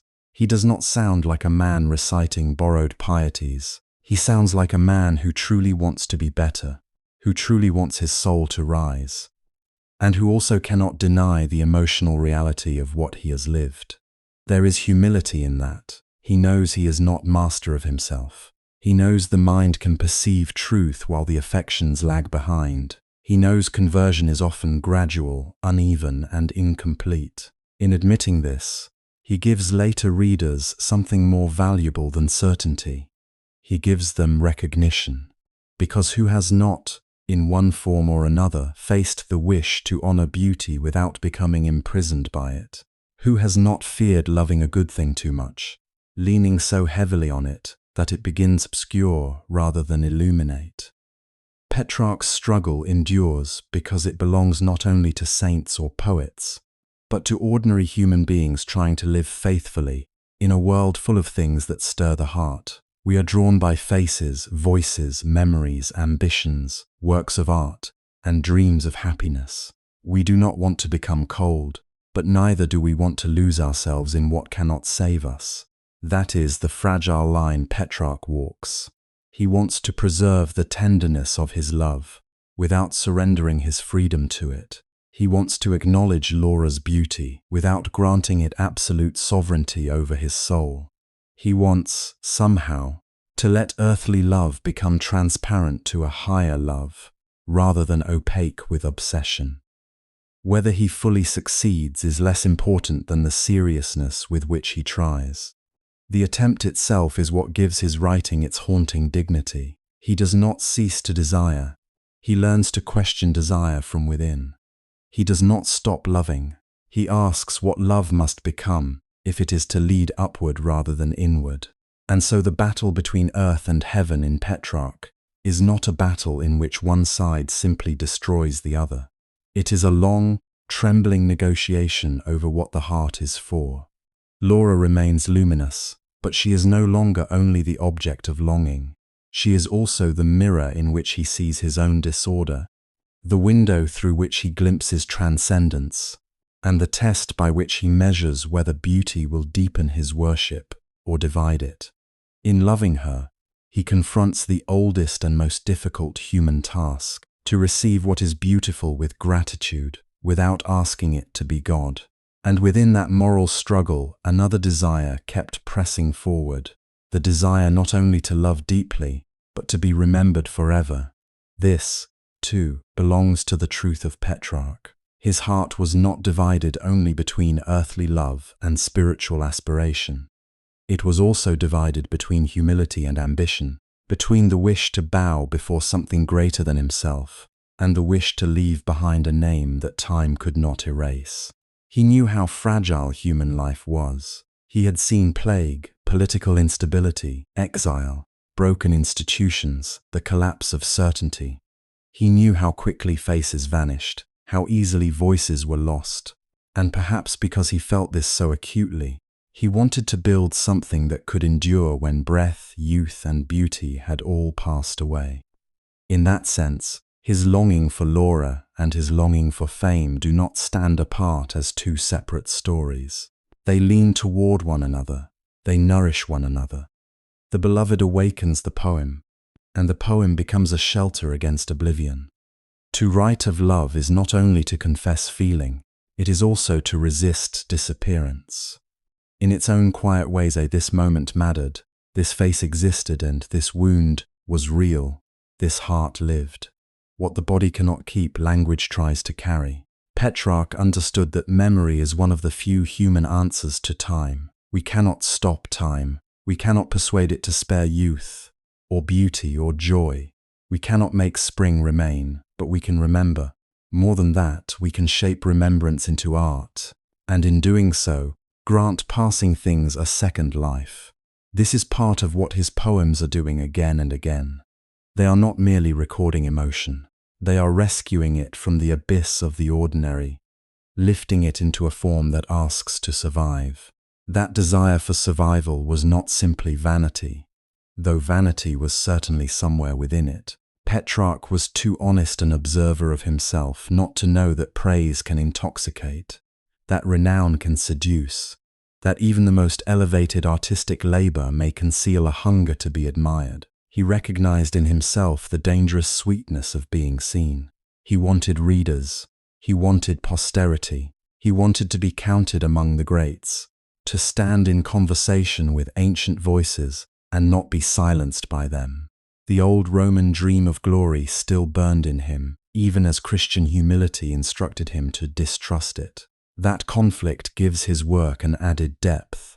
If he had desired fame without shame, he would seem merely proud. If he had rejected fame completely, he would seem too pure to resemble most of us. But Petrarch inhabits a more human middle ground. He wants honor, and he fears wanting it too much. He reaches toward immortality, and he questions whether that reaching is noble or corrupted. He senses that the impulse to create beautiful work may come from devotion, from grief, from intellectual discipline, and also from self-love. He does not always separate these motives cleanly, because perhaps they cannot be separated cleanly. Laura enters this struggle in a way that is almost miraculous. She is beloved woman, but she is also inspiration, occasion, and emblem. Through her, private longing becomes public art. Through her, a singular experience becomes something transmissible, repeatable, unforgettable. The more he writes her, the more she becomes not only a person once seen on a particular day, but a figure carried in the chambers of culture itself. She remains intimate, but she also becomes literary. And in that transformation, Petrarch preserves not only her image but his own. This does not mean he coldly used her as material. That would flatten the mystery of what happened between feeling and form. Rather, it means that love and authorship became inseparable in his imagination. He could not experience Laura without also experiencing language pressing toward shape. Her presence called forth song. Her absence called forth song. Her indifference, her distance, her virtue, her mortality, each became something the poem had to answer. If he longed for her in life, he also longed to find the verbal music adequate to that longing. The beloved and the poem rose together. This is why the symbolism surrounding the laurel matters so deeply. In Petrarch's world, the laurel is never a simple ornament. It carries the weight of classical poetic triumph. It belongs to victory, to honor, to the crowning of the poet. But in sound and association, it also brushes against Laura herself. Her name and the laurel tree begin to echo each other until they are difficult to untangle. She is the woman he desires, and the laurel is the glory he desires. She is beauty that wounds him, and the laurel is fame that beckons him. One speaks to the heart, the other to the imagination of posterity.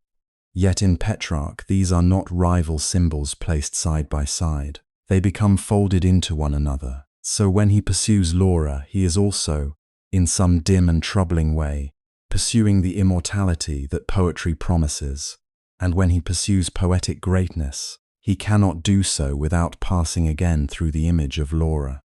She becomes both inspiration and crown. The object of longing is also tied to the reward for expressing longing well. Desire and authorship clasp hands. The path toward her is also the path toward lasting verse. There is something unsettling in this, but also something profoundly true to human experience. We often want many things at once. We love sincerely, and we also wish our love to mean something beyond the private room. We suffer honestly, and we also hope our suffering will not be wasted. We yearn to give ourselves away, and at the same time we want some trace of ourselves to remain. Petrarch does not hide this complexity beneath a mask of purity. He lets us hear the mingled tones: tenderness, pride, vulnerability, aspiration, remorse. His greatness lies partly in that honesty, and so the poetry becomes a place where two kinds of rescue occur together. Laura is rescued from vanishing into the anonymity that swallows most lives, and Petrarch is rescued from the fear of being forgotten. Of course, no poem can literally conquer death. No sonnet can restore breath to the dead or youth to the aging face. But poetry can alter the terms of loss. It can take what would have disappeared unnoticed and let it continue in memory, voice, rhythm. It can turn transient feeling into an enduring presence. In preserving her, he preserves the self who loved her. This may help explain why his poems so often feel suspended between immediacy and reflection. He is not only overwhelmed by what he feels in the moment, he is also aware that the moment is already slipping away. Even at the height of desire, memory is waiting. Even in the instant of vision, time has already begun its work of taking. That awareness creates a special poignancy in Petrarch. He loves while anticipating loss. He writes while hearing the footsteps of posterity. His experience is always doubled: first lived, then shaped, first suffered, then preserved. There is in this a strange and moving tenderness toward the self, not vanity alone, but tenderness. He knows that his life will pass, that his confusions and ecstasies may disappear unless given form. Writing becomes a way of saying that inner life deserves witness. The trembling of one's soul before beauty, temptation, regret, and time is not nothing. It is worth the labor of arrangement. It is worth cadence, image, return, revision. To write well is to refuse to let the heart's deepest motions die in silence. Yet Petrarch never entirely relaxes into this conviction. He remains suspicious of his own motives. He wonders whether the making of poems dignifies desire or feeds it. He wonders whether immortalizing a love transforms it into something more truthful, or merely allows the ego to adorn itself with exquisite sorrow. This uncertainty is one reason the poems continue to breathe. They are not monuments built by a man who fully understood himself. They are living records of self-interrogation. The author is inside them, listening to his own heart and not always trusting the answer. That uncertainty, however, does not cancel the sincerity of his love. If anything, it deepens it. Real feeling is rarely simple. The heart is not a chamber occupied by a single pure motive. It is crowded, contradictory, sometimes generous and self-seeking in the same breath. We can love another person truly, while also loving what that love reveals about ourselves. We can grieve honestly while also shaping grief into identity. We can seek the beloved and seek through the beloved a more enduring version of our own existence. Petrarch's power comes from his refusal to pretend otherwise. Laura, then, is not diminished because she stands at the center of a poetry that also seeks fame.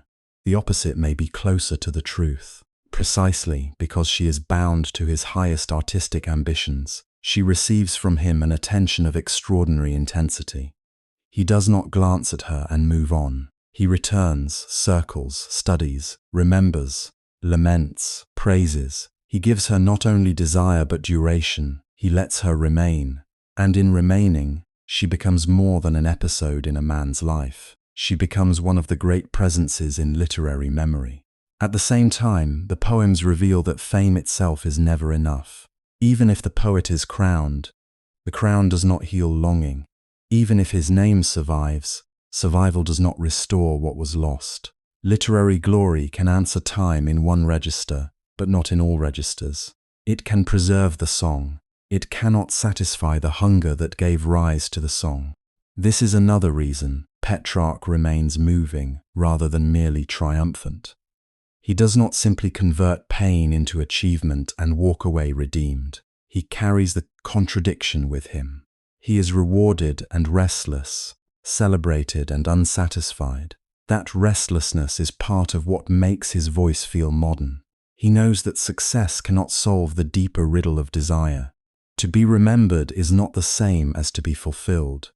To write beautifully about longing is not to escape longing.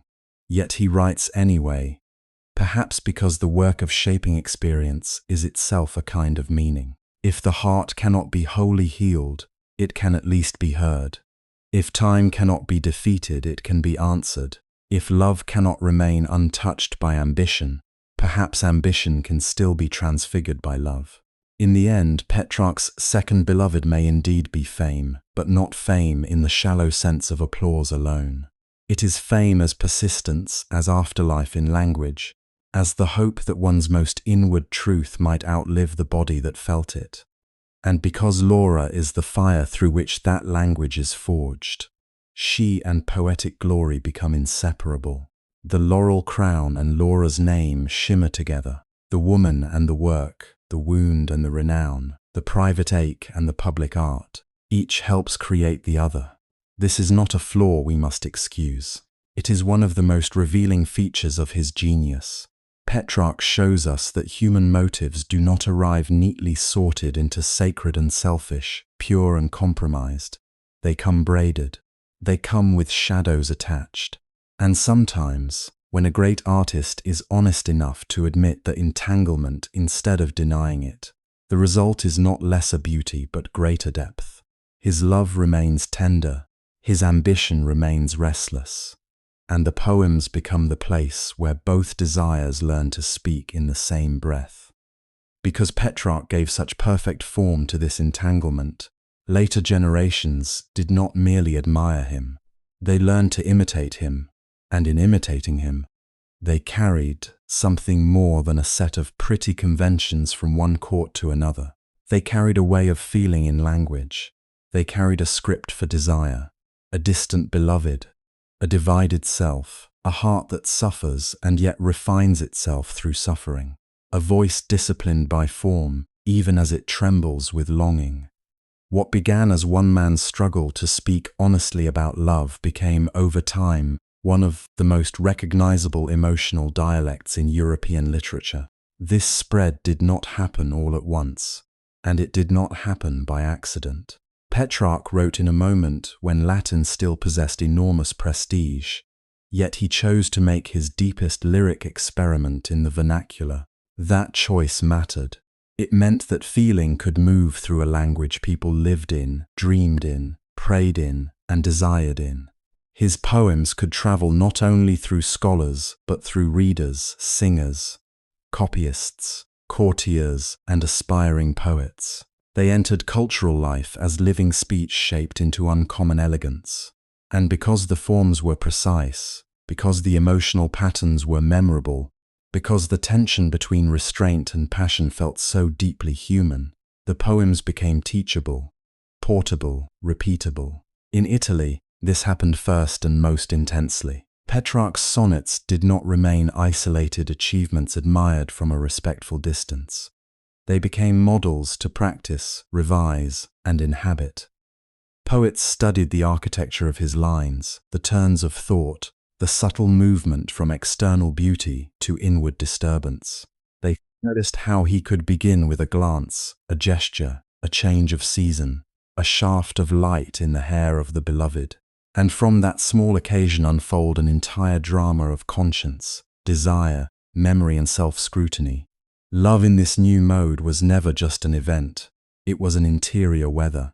That may be one of Petrarch's greatest inventions. Not simply the sonnet as a form, though his mastery helped define it, but the idea that the lyric poem could become a chamber of self-examination. The beloved remained central, yet she was also a mirror, a catalyst, a force that awakened 1,000 contradictory motions within the speaker. To love was to burn and freeze, to hope and despair, to seek elevation and feel humiliation, to praise another person while exposing one's own instability. These emotional paradoxes became one of the signatures of the Petrarchan tradition. They are so familiar now that it is easy to forget how startling they once were. Love was no longer only the celebration of possession or the complaint of absence. It was an argument within the soul. Other Italian writers absorbed this lesson with remarkable speed. They borrowed not only Petrarch's rhyme schemes and his polished musicality, but his habits of inward turning. The beloved became more luminous, more unreachable, more perfectly composed in the imagination. Her eyes did not merely attract, they wounded, ruled, guided, and condemned. Her voice soothed and unsettled. Her chastity intensified desire rather than ending it. Around her gathered all the now familiar imagery of Petrarchism. Golden hair, bright eyes, snow and fire, chains and freedom, sweetness and pain, the lover as captive and worshipper all at once. Yet beneath these recurring figures lay something more enduring than ornament. There was a conviction that intense private feeling deserved the highest artistic care. From Italy, this language of love moved outward across Europe, adapting itself as it went. In France, poets of the Renaissance encountered Petrarch not as a distant medieval precursor, but as a living authority on what lyric poetry could become. French writers searching for a more refined vernacular literature found in him both a challenge and an invitation. He showed them that their own language could aspire to elegance, complexity, and psychological richness. They borrowed the sonnet sequence, the idealized mistress, the rhetoric of absence and devotion, the rich antitheses of pleasure and pain. But they also borrowed something less visible and perhaps more important, the permission to center the speaking self. That permission changed literature. Before Petrarch, many traditions had explored love, grief, praise, and longing. But Petrarch gave extraordinary prestige to the first-person voice that lingers over its own fluctuations. examining each tremor of feeling as if it mattered. In his wake, poets increasingly treated the inner life not as secondary material, but as worthy subject in itself. A sigh, a doubt, a memory, a blush, a hesitation before speech. These became proper events for poetry. The human interior acquired artistic dignity. In Spain, too, Petrarch's influence proved transformative. As Spanish poets encountered Italian forms and ideals, especially through the deep cultural exchanges of the Renaissance, they discovered in Petrarch a grammar for tenderness and sorrow that could be naturalized into their own tradition. The sonnet flourished. So did the figure of the beloved, whose perfection both inspires and torments. Spanish lyric absorbed the Petrarchan taste for measured complaint, noble melancholy, and a love that seems purified by distance, precisely because it cannot be fully satisfied. Here again, the inheritance was not just technical, it was philosophical. The lover's inward conflict could stand for something larger than personal frustration. It could suggest the fragility of human desire itself, the soul's longing for beauty in a world where beauty cannot be securely held. And then, in England, Petrarch's afterlife took on another distinct shape. Through translation, adaptation, and ambitious imitation, English poets learned to speak to and through Petrarch. They inherited the sonnet as an instrument of concentration and wit, a small chamber capable of containing argument, praise, grief, and self-division. They inherited the distant or resistant beloved, often elevated above ordinary humanity by the speaker's own adoration. They inherited the language of paradox. The lover who dies by living, freezes in fire, finds freedom in bondage, worships what destroys him. And they inherited the practice of confession, not confession in a purely religious sense, but the unfolding of inward states before an imagined listener. What makes this development so important is that Petrarchan imitation was never merely decorative. Yes, many poets borrowed the surface features. They praised eyes, hair, lips, and light. They repeated familiar contrasts and elegant complaints. They arranged longing into the balanced music of 14 lines. But the best of them understood that Petrarch's true achievement was deeper than his imagery. He had discovered how form could hold instability without erasing it. A sonnet could be exquisitely controlled while speaking from genuine agitation.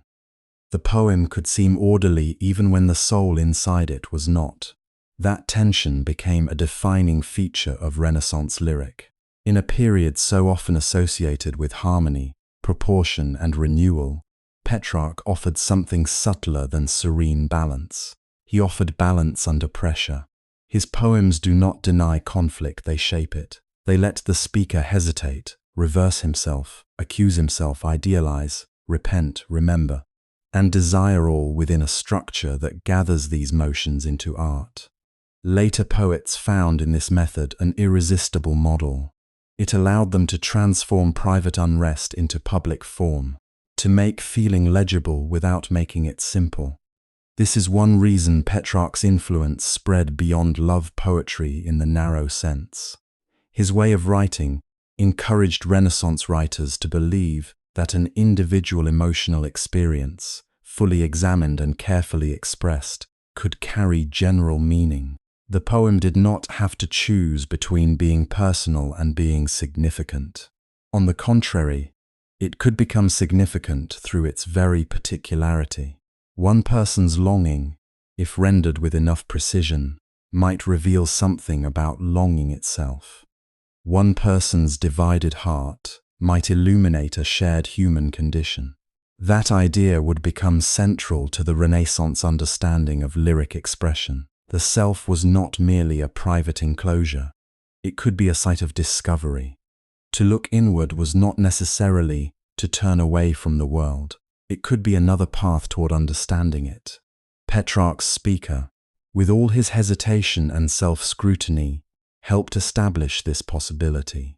He made room for poetry that does not simply describe external action or moral principle, but dwells in the unstable territory where thought meets feeling. In that territory, contradiction is not a weakness. It is evidence of life. Across courts, academies, salons, and manuscripts, this lesson kept unfolding. Poets in different countries, with different religious pressures, different political worlds, different linguistic textures, still recognized something immediately usable in Petrarch's example. The beloved could be adapted to local customs. The sonnet could shift in rhythm and rhyme. The emotional pitch could grow more courtly, more sensual, more ironic, more devotional. Yet the central pattern remained recognizable, a refined language for desire, a speaker intensely aware of himself as he speaks, and a beloved who becomes the focus of both exaltation and self-revelation. There is, of course, a reason this style proved so attractive to Renaissance culture specifically. The age was deeply invested in questions of human dignity, expressive power, and the recovery of eloquence. Petrarch fit naturally into that world because he joined emotional intensity to verbal discipline. He showed that feeling did not need to be raw to be real. It could be shaped, polished, measured, and still remain alive. In fact, the shaping itself could become part of the meaning. The care of the poem testified to the seriousness of the experience. Form was not a cage placed over emotion from the outside. It was the visible sign of a mind trying to understand what it suffers. This is why his legacy rests on more than a repertoire of themes. It is not only that poets learned to praise unattainable women in elevated language, it is that they learned to trust the interior voice as material for art. They learned that recollection, longing, shame, reverence, fantasy, and grief could be arranged into patterns that invite others to recognize themselves. In this sense, Petrarch helped create a European love language, not because everyone began speaking identically, but because he offered a common framework in which desire could be stylized, examined, and shared. And the word shared matters. What began in solitude became communal. A private wound became a public tradition. Readers who had never seen Laura, who knew nothing of Avignon's churches or Petrarch's exact days of longing, could still enter the emotional design of his poems. They could feel the pull toward an ideal, the frustration of distance, the strange dignity of unfulfilled desire, the way memory can preserve what life cannot keep. Later poets recognized that this pattern gave them access not only to a literary fashion, but to a broad field of human response. Through Petrarch, they could speak personally and still be heard collectively. That is the paradox at the heart of his influence. The more inward the poetry became, the wider its reach. The more carefully he traced the singular movements of his own heart, the more available those movements became to others. In this way, Petrarch helped the Renaissance believe that subjectivity was not an obstacle to universality, but one of its most powerful instruments. A single voice, if honest enough and artful enough, could open into a chorus. So when we speak of Petrarchism as a European phenomenon, we are speaking about far more than imitation of style. We are speaking about a transfer of poetic permission. Permission to dwell on feeling. Permission to refine longing into language. Permission to let contradiction remain visible. Permission to make the self both speaker and subject. And above all, permission to believe that the hidden life of the heart could be worthy of lasting form. That may be his deepest gift to the poets who followed him. He taught them that inner life was not too fleeting, too shameful, too unstable, or too private for art. He taught them that the soul in conflict could sing. He taught them that desire, even when unanswered, could generate pattern, music, and thought. He taught them that emotion need not be reduced to confession alone, or elevated into abstraction alone. It could live in the disciplined middle space of lyric, where feeling is shaped enough to endure and vulnerable enough to move us. For genera, Europe answered that lesson. In different accents, under different skies, poets kept returning to the Petrarchan scene, the absent woman, the restless heart, the measured line, the impossible wish to possess beauty without destroying it. Some returned to it reverently, some competitively, some skeptically, some with genuine sorrow. But whether they embraced or resisted him, they were still writing in a world he had helped invent. Yet influence always comes with distortion, and the spread of Petrarchism raises questions about what was gained and what was simplified. That distortion matters, because when Petrarch's style spread across Europe, it often spread first as a set of visible habits. Poets borrowed the sighs, the shining eyes, the gold hair, the distance between lover and beloved, the sweet wound, the freezing fire, the blessed cruelty of a woman who could not or would not answer. These elements were memorable, portable, easy to recognize. They could be imitated on the page almost like gestures in a theater, and once they became familiar, they hardened into convention. What had once been discovery began to look like a script. It is easy, from that later vantage point, to mistake Petrarch himself for the script that followed him. Easy to imagine that he merely taught Europe how to decorate longing, how to refine pain into elegance, how to dress desire in polished contradiction. But that is not what made him new. Ornament was part of his language, certainly. He could turn a phrase until it flashed. He knew how sound could soothe and sharpen at once. He understood balance, symmetry, proportion, the music of recurrence. Yet if we stop there, we stop at the surface. The deeper revolution was not that he found beautiful ways to describe love. It was that he made lyric poetry a place where a mind could be heard changing. In lesser imitators, the beloved is often fixed from the start. Impossibly fair, cold, distant, almost abstract. The lover too becomes predictable. He admires, suffers, complains, praises, despairs, and begins again. The sequence may be skillful, even charming, but its emotional world remains strangely still. The poem gives us posture more than discovery. We hear a role being performed.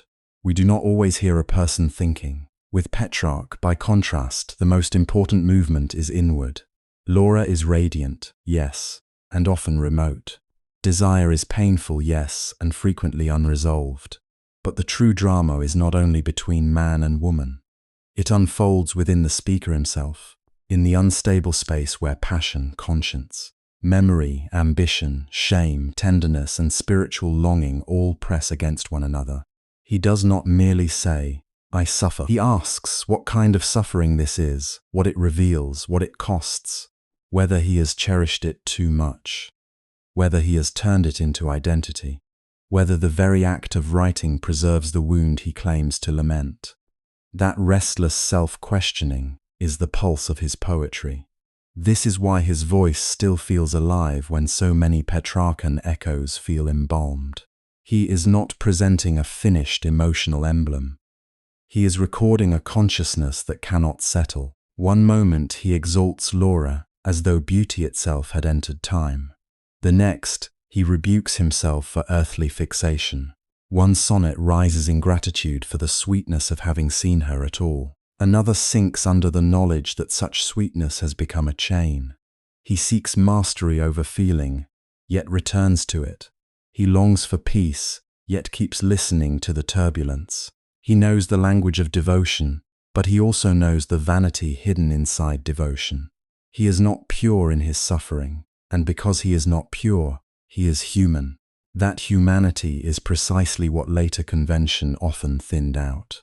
Once Petrarchism became fashionable, many writers inherited the external signs of intensity, without the inward labor that gave those signs meaning. They repeated the beloved's radiance, but not always the speaker's moral unease.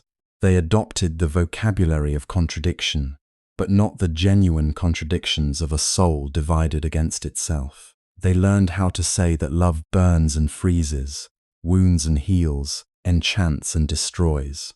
But in Petrarch, those paradoxes are not clever decorations pasted onto experience. They arise because experience itself feels divided, because desire really does make the self double, uncertain, unstable before its own impulses. To read him well, then, is to hear not a master of poses, but a master of hesitation. That may sound strange, because he is often remembered for formal control, and rightly so. His lines are exquisitely measured, his structures hold, his rhetoric is disciplined. Yet discipline in Petrarch does not erase vulnerability. It gives vulnerability a shape in which it can think. The poem is not a cage around feeling. It is the chamber in which feeling becomes audible to itself. That is one of the most important things he gave the Renaissance. He showed that emotional honesty did not require the abandonment of craft. A poem could be artfully made and still tremble with uncertainty. It could be polished without becoming false. It could be intellectually ordered without losing the heat of lived confusion. In him, thought does not cool feeling into distance. Thought enters feeling, tests it, troubles it, refines it, and sometimes exposes its illusions. This joining of sincerity and discipline became one of the great possibilities of Renaissance lyric. Not simply to cry out, and not simply to ornament, but to examine. And examination in Petrarch is never detached. He does not stand above himself, like a judge who has already reached a verdict. Even when he reproaches himself, he does so from within the struggle. He knows that he should turn more fully toward God. He knows that worldly attachment can become spiritual danger. He knows that time is passing and that beauty, fame, and desire alike are fragile. But knowledge does not solve him. It deepens him. The friction between what he understands and what he continues to feel is the very substance of the verse. This is why the poems do not read like lessons already learned. They read like life while it is being lived. One thought arriving before another has fully settled. That quality of becoming is central to his achievement. Many love traditions before and after him offer recognizable emotional states. Adoration, grief, jealousy, praise, complaint. Petrarch gives us something less stable and more intimate. He gives us duration. He gives us a self across time, a voice altered by repetition, aging, repentance, memory, and loss. We do not encounter one fixed lover in different costumes. We encounter an interior life under pressure, returning to the same wound and never finding it exactly the same. Love changes because the lover changes. Laura changes because memory changes. Even sorrow changes because time teaches it new accents. This is especially important in a poetic culture that would so often reduce love to types. Petrarch refuses to remain a type, even when he invents the language that later types will use. He is too alert to his own inconsistency, too aware that the heart does not move in straight lines, too conscious that desire can be both genuine and self-deceiving, ennobling and vain, life-giving and spiritually compromising. He does not flatten these truths into doctrine. He lets them remain difficult. That difficulty is not a failure of clarity. It is fidelity to inner experience. And inner experience for Petrarch is never merely private in the modern sense. His self-scrutiny is linked to larger questions of value. What deserves our devotion? What does beauty awaken in us? And what does it distract us from? Can language honor feeling without making an idol of it? Can memory preserve love without trapping the soul in retrospection? What kind of glory are we seeking when we write our grief so beautifully? These are not decorative questions. They are the questions that make his poems feel morally alive. This is another reason he mattered so deeply to the Renaissance. He helped authorize interior speech as a serious subject of art. Not just public action, not just theology, not just epic history, but the trembling argument within a single heart. He made inwardness legible without making it small. In his hands, the private chamber of thought became worthy of the highest poetic care. That was revolutionary, not because no one before him had ever written personally, but because he gave personal conflict a new density, a new elegance, a new authority. He treated the self not as a simple source of expression, but as a terrain of inquiry. Later generations sometimes inherited the music without the inquiry. They heard the cadence of longing and missed the labor of conscience. They loved the imagery of idealized beauty and forgot how often Petrarch questions his own attraction to idealization itself. They admired the grace of his melancholy and overlooked how searching, even unsparing, his self-awareness can be. In reducing him to convention, they turned a drama of interior instability into a repertory of elegant effects. But if we return carefully, if we listen beneath the familiar imagery, we hear something much more tender and much more brave. We hear a man unwilling to lie about the persistence of his desire, yet equally unwilling to call that persistence innocent simply because it is intense. We hear someone who knows that love has enlarged his language and endangered his peace, someone who has been made more alive by beauty and more divided by it, someone who keeps trying to convert experience into understanding, and understanding back into prayer, and prayer back into song. That movement is never complete. It remains open, unfinished, vulnerable. Vulnerability may be the truest word here. Not fragility in the shallow sense, not sentimental exposure for its own sake, but the willingness to let the poem become a site of uncertainty. Petrarch does not only display emotion, he risks being changed by the act of articulating it. He discovers himself in speech, and what he discovers is not always flattering. There is vanity there, and delay, and attachment, and self-consciousness. There is also wonder, receptivity, remorse, gratitude. The complexity is inseparable. This is why he feels modern in ways his imitators often do not. He allows the self to be mixed. To see him only as the father of a convention is therefore to miss the cost of what he achieved. Conventions are easy to inherit because they are visible, but the inner honesty that generated them is harder to preserve. It asks more of the writer and more of the reader. It asks us to care not only about what the lover says, but about the pressure under which he says it. Not only about the beauty of the beloved, but about the transformations that beauty provokes in the one who beholds it. Not only about the sweetness of remembrance, but about the unease hidden within remembrance. Petrarch's greatness lies there, in the unstable life beneath the polished line. And perhaps that is the most generous way to understand his legacy.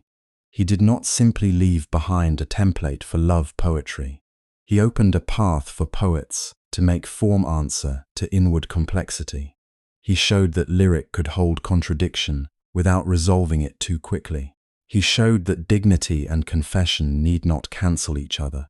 He showed that a voice can be exquisitely composed and still sound wounded, searching, unfinished. In that sense, what he gave the Renaissance was not a collection of love emblems, but a method of attending to the soul. Once we recover that living, questioning Petrarch, the old clichés begin to fall away. The sigh is no longer a decorative sound. It becomes the trace of an argument within the self. Distance is no longer merely a literary device. It becomes the condition that forces desire into language. Beauty is no longer a static attribute. It becomes an event that alters perception, memory, and conscience. And Laura herself begins to stand in a different light, not just as the silent lady at the center of inherited convention, but as the presence through whom Petrarch discovered a new register of human truth. Once we recover that vulnerability, Laura's role also looks different, not just as inspiration, but as the force that altered how feeling could be spoken. That is why Laura endures, not because we know her completely, but because we do not. Not because history delivered her to us in full detail, but because she remains partially veiled, suspended between person and presence, memory and invention, earthly woman and inner figure. She survives across centuries with unusual force, precisely because she is never exhausted by explanation.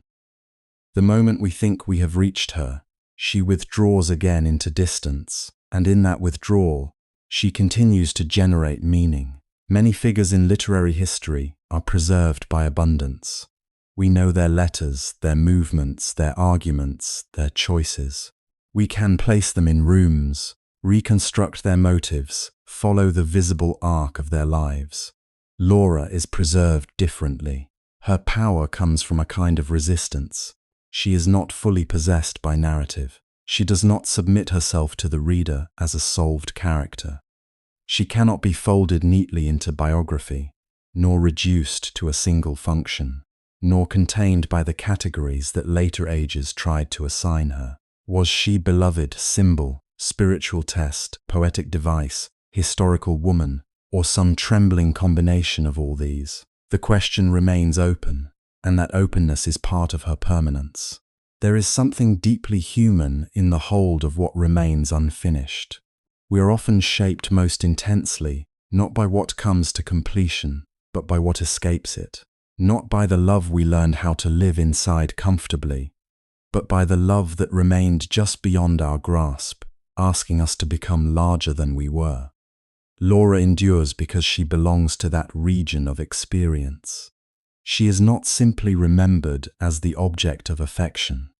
She becomes the name for a certain kind of transforming distance, for the encounter that cannot be resolved, and therefore keeps working within the soul. In a more ordinary story, love aims toward possession, declaration, union, or loss clearly marked. It seeks an ending that confirms what the feeling meant. But the force of Laura in Petrarch's world lies in the refusal of that closure. She is seen, desired, praised, remembered, mourned, and addressed, yet never fully absorbed into a final narrative that would settle her significance once and for all. She remains active because she remains unresolved, and in that unresolved condition, she does something extraordinary to literature. She changes what a beloved can be. Before Laura, the language of idealized love already existed. The medieval tradition had given poets forms of service, admiration, yearning, ritual humility. But in Petrarch's hands, and through the pressure of Laura's distant presence, those inherited forms became more inward, more unstable, more self-aware. The beloved was no longer only the lady enthroned above the lover. She became the occasion through which consciousness examined itself. Desire became not merely performance, but introspection. Praise became not simply ornament, but inquiry. Laura's silence did not make her empty. It made the space around her vibrate with thought. This is one reason her influence spread so widely. She opened, or helped open, a new imaginative possibility. That love poetry could be less about obtaining the beloved than about tracing the inner life awakened by her. That beauty could be represented not only as a visible perfection, but as a force that disturbs, elevates, wounds, disciplines, and refines. That feminine presence in literature could alter the shape of thought itself, even without speech, argument, or public action. Laura does not dominate the poem through deeds. She alters it through effect. She changes what can be felt, what can be remembered, what can be said. That influence, of course, is full of paradox. Laura is often silent, but her silence resounds. She appears briefly, but her brief appearances create vast emotional weather. She is distant, yet intimate in consequence. She seems almost still, and yet everything moves around her. We might say that her role is limited, and yet those very limits become the source of abundance. Because she cannot be easily reached, language keeps reaching.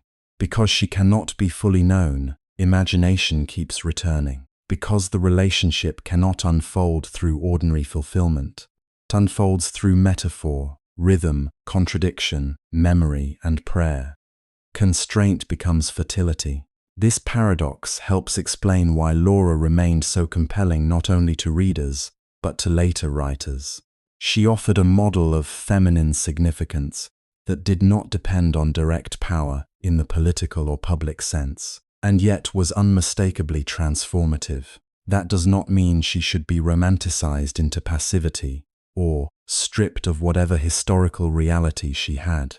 Rather, it means that her literary afterlife revealed a truth that culture often overlooks. Some presences change the course of feeling without ever standing at the center of visible action. They move history from within the unseen chambers of perception. When later poets borrowed Petrarchan language, many repeated only the surface features. The bright eyes, the golden hair, the sweet cruelty, the lover's divided heart. But underneath those conventions was a more radical inheritance, and Laura stands at its center.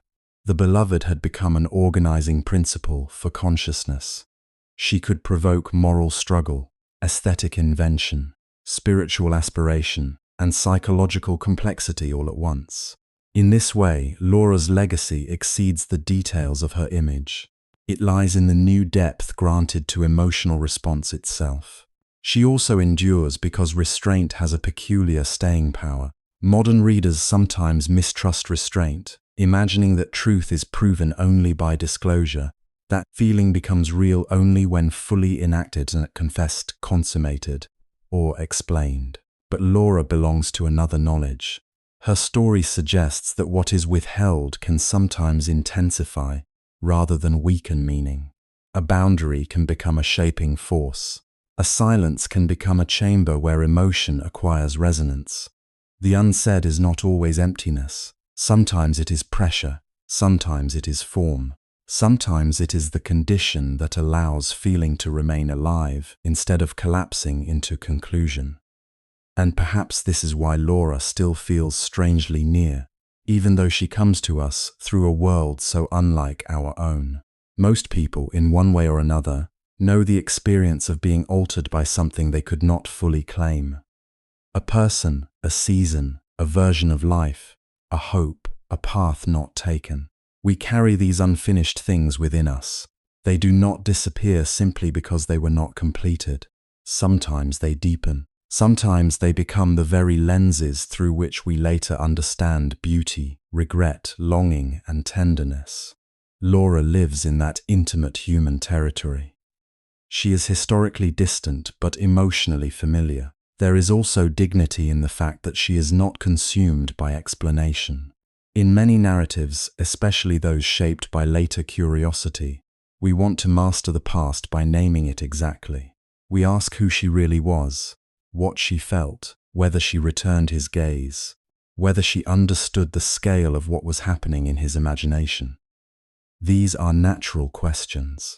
But part of respecting Laura's endurance may be accepting that she cannot be fully delivered into our control.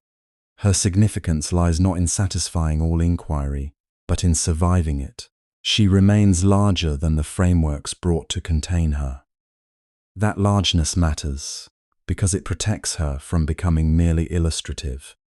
She is not just an example in the history of courtly love, not just a stepping stone in the development of Renaissance lyric, not just the occasion for one man's genius.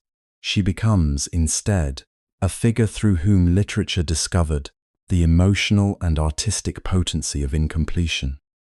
Through her, absence becomes productive rather than merely tragic. Through her, longing becomes not simply deprivation, but a mode of perception.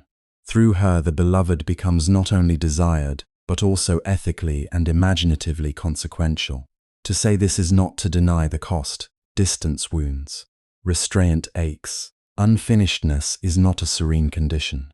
Petrarch's poems are full of fatigue, agitation, self-reproach, recurrence and grief, because limitation is not painless.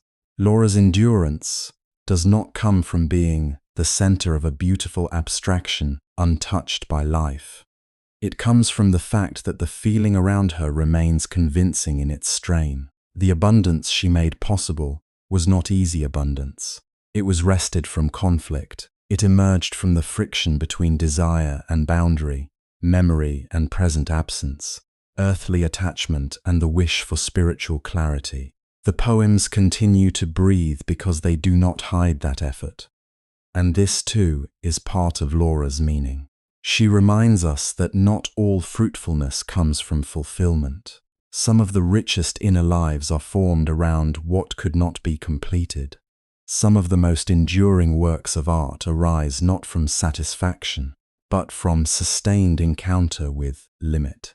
In a culture that often measures value by attainment, Laura represents another kind of power. the power of provocation without possession, of inspiration without resolution, of nearness that remains forever incomplete. She is the quiet center of an immense consequence. It is worth pausing here on the word quiet. Laura does not endure because she overwhelms the historical record with dramatic action. She endures because her presence, though delicate in outline, proved deep in effect. There are people whose names survive because they conquered, commanded, legislated, published, performed. And there are others who survive because they awakened in another human being, a way of seeing that changed what culture itself could imagine. Laura belongs to that second order. Her life, insofar as we can glimpse it, did not unfold on the great public stage, yet in the inward theatre of one poet's mind, and then in the tradition shaped by his language, she became momentous. This may be one of the most moving things about her legacy. It enlarges our understanding of how history happens. We are trained to look for visible causation, for events, for institutions, for declarations and acts. But human history is also made of subtler transmissions, of attention redirected, of feeling given new form, of beauty recognized in a way that alters future speech. Laura's endurance tells us that influence can be intimate and indirect. A life can leave only the lightest trace in documented fact, and still alter centuries by the depth it stirs in another consciousness. For that reason, Laura is more than a literary muse in the familiar sense. She becomes a reminder that the unseen emotional life of human beings is not secondary to history. It is one of history's hidden engines. What someone awakens in another person, the courage to speak, the ache to remember, the discipline to refine sensation into art may outlast more visible achievements. Laura stands at the edge of that truth. Whether we approach her as a woman in time, as a beloved refracted through poetry, or as a symbol transformed by reception, she continues to point beyond herself toward the mystery of influence. And perhaps that mystery is why she still feels alive. Not alive in the sense of recoverable fact, but alive in effect, in recurrence, in the way her name still gathers tenderness and uncertainty around it.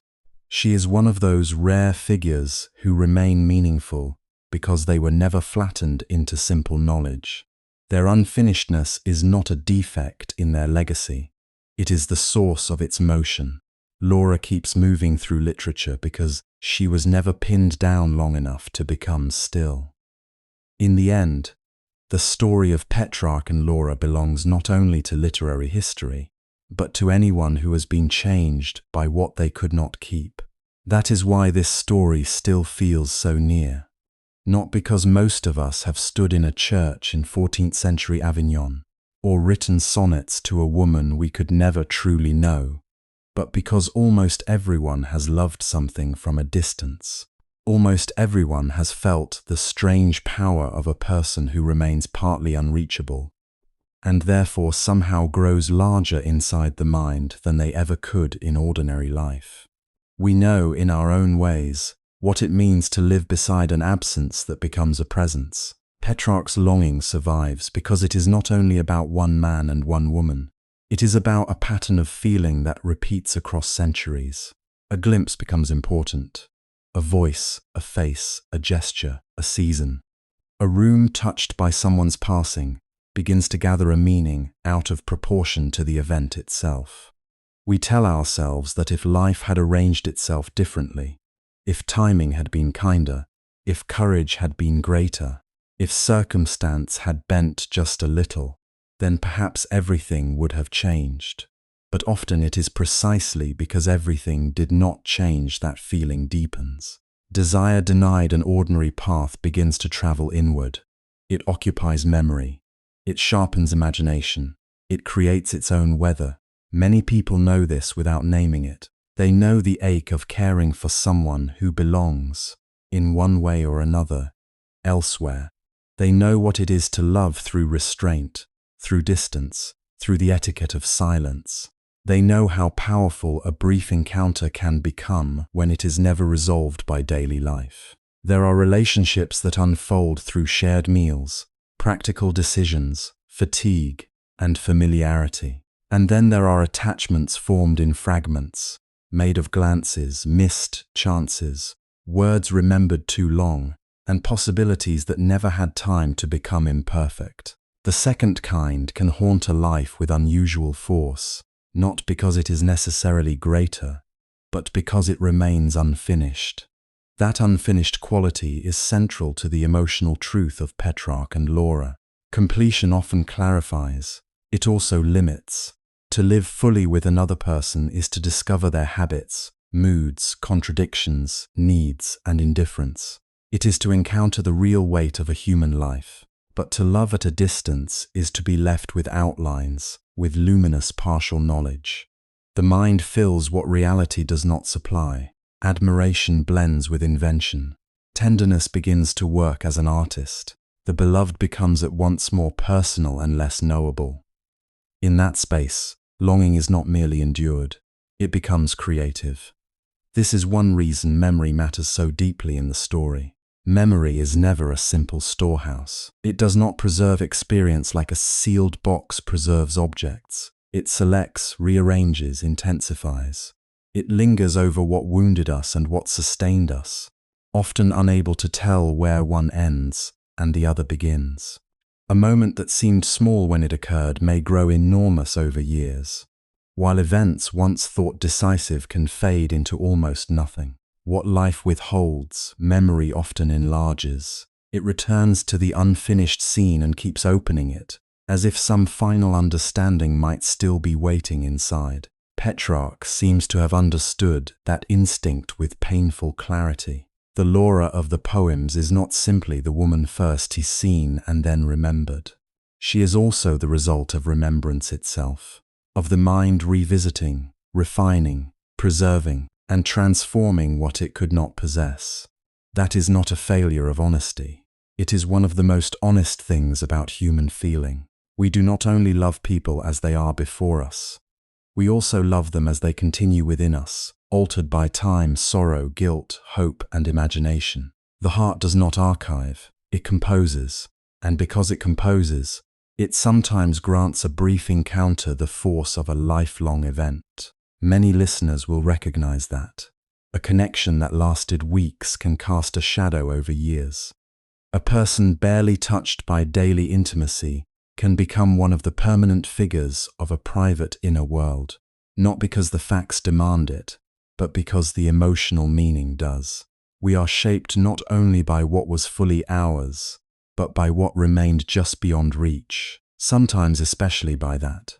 There is a quiet embarrassment people often feel about this kind of attachment. They wonder whether they have made too much of too little. They suspect that because the bond was not outwardly fulfilled, its inward intensity must be somehow unreal, indulgent, or disproportionate. But Petrarch's story suggests something gentler and more difficult, that the human soul does not measure significance by duration alone, nor by social recognition, nor by practical outcome. A feeling can be unanswered and still be formative. A love can remain distant and still alter the structure of a life. What matters then is not proving whether the beloved deserved the magnitude of feeling. Human beings rarely fall in love according to such fair proportions. What matters is that longing reveals capacities in us we did not know were there. It exposes tenderness, vanity, devotion, insecurity, reverence, hunger, fantasy, discipline, and despair. It can make us smaller, trapped inside obsession. It can also make us larger, forcing us to confront the depth of our interior lives. Petrarch's poems matter because they do not hide from this complexity. They do not present desire as clean. They present it as mixed, beautiful, humiliating, elevating, and ungovernable. That honesty is part of why the legend has lasted. It is tempting to reduce famous love stories to emblem and posture, to turn them into polished symbols detached from ordinary emotion. But this one continues to breathe because it contains so much recognizable human contradiction. Petrarch longs for transcendence, yet remains attached to earthly beauty. He wants spiritual clarity, yet circles repeatedly through memory and temptation. He praises restraint, yet cannot stop returning in language to what he renounces. He knows that idealization can distort, yet he is unable not to idealize. This does not make him weak in a simple sense. It makes him human in a way that feels strangely modern.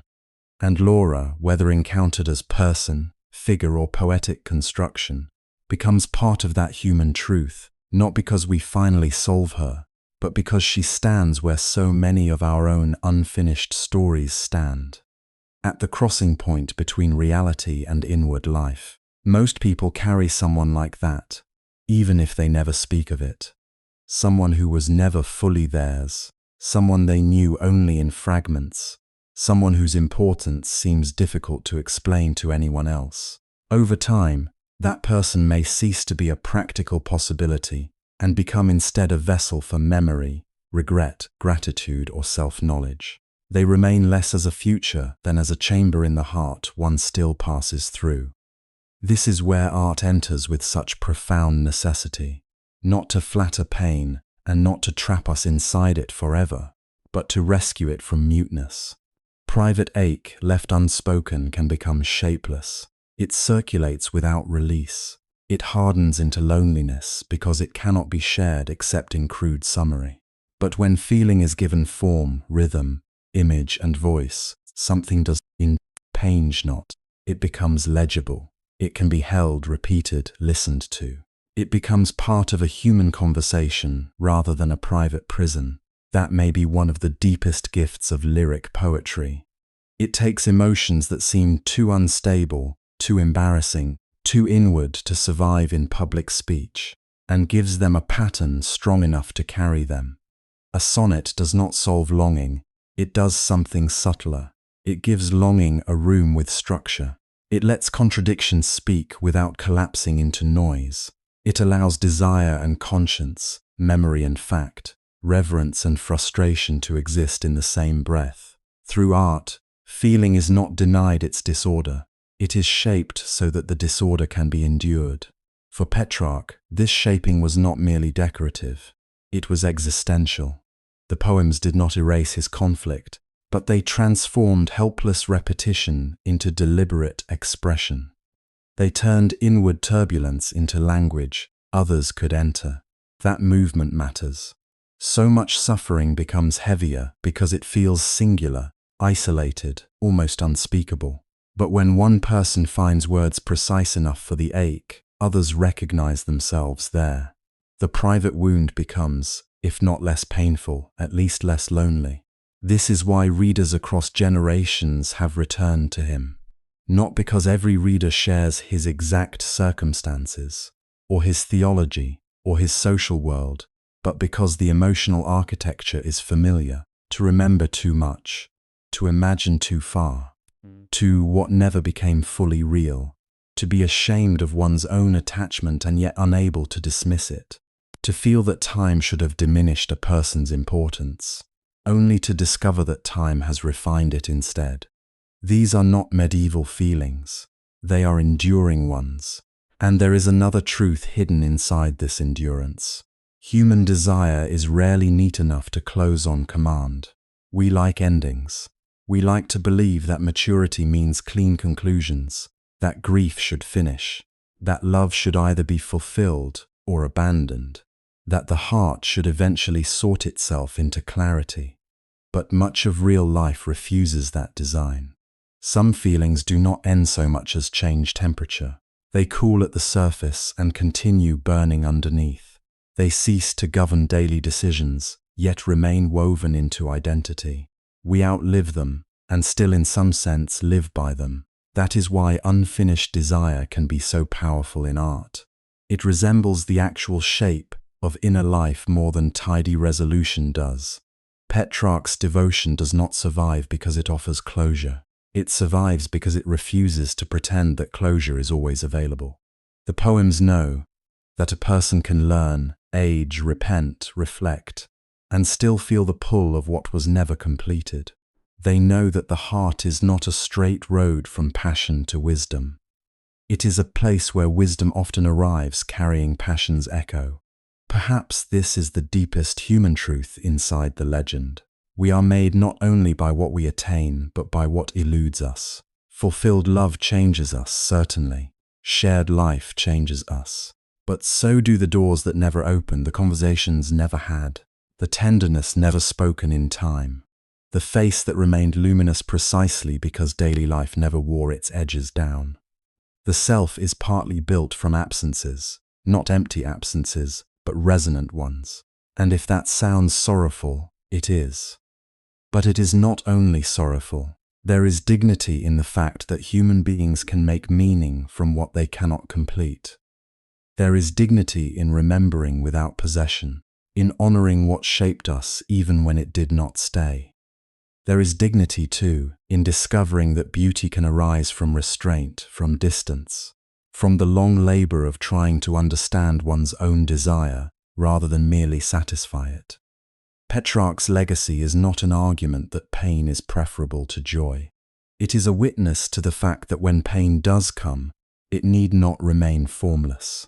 In that sense, the legend of Petrarch and Laura survives, because it tells the truth about a condition many people hide even from themselves. We are creatures of longing, and longing is rarely finished. Even when one story ends, some inward reaching remains. We continue to seek the lost, the ideal, the answer, the person who might gather our scattered selves into coherence. Sometimes no one does.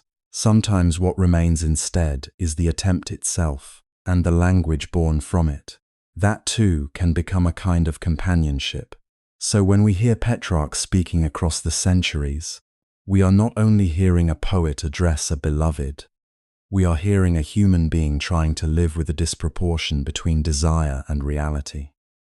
We are hearing someone discover that memory can outlast opportunity, that imagination can deepen where life denies, and that expression can keep a wound from disappearing into silence.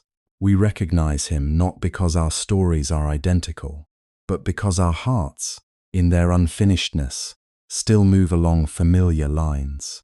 And from that unfinished desire rises the final question. What, after all, was created by this love that could not be lived? What was created by this love that could not be lived was something far greater than the record of a private sorrow. From the outside, the facts seem almost impossibly small. A man sees a woman. He is moved beyond measure.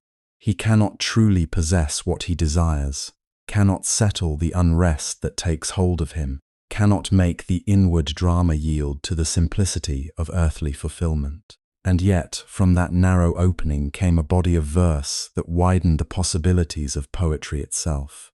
A brief encounter became a lifetime of longing. A longing became a discipline of attention. And that discipline, passing through memory, remorse, hope, self-questioning, and praise, became one of the great turning points in literary history. What gives the story its enduring force is not only that Petrarch loved, but the way he loved, divided, searching, chastened by conscience, illuminated by absence. His devotion did not move in a straight line. It circled back on itself. It rose towards spiritual aspiration and fell again into earthly desire. It accused itself even while it continued to yearn. In that tension, he found not peace, but voice. The conflict within him was not an obstacle to expression. It was the very chamber in which expression learned its resonance. He did not write from a solved life. He wrote from a life that remained painfully, honestly unresolved. And this is why Laura matters not merely as a beloved figure in a poet's life, but as the center of a transformation in how poetry could speak. Petrarch did not simply describe her beauty, though he did that with unforgettable delicacy. He did not simply lament distance, though lament became one of his deepest modes. Through loving her, he discovered a language in which the movements of the inner life could become the true subject of art. The pulse of memory, the recoil of shame, the sweetness of recollection, the instability of desire, the attempt to examine oneself without fully understanding oneself. These became worthy of sustained poetic attention. In his hands, poetry turned inward without becoming small. It became intimate without losing grandeur. Before this shift, lyric utterance often carried inherited forms of devotion, praise, or moral reflection. Petrarch received those traditions, but he also changed them by giving unusual authority to the singular human self, not as an abstract example, but as a living consciousness.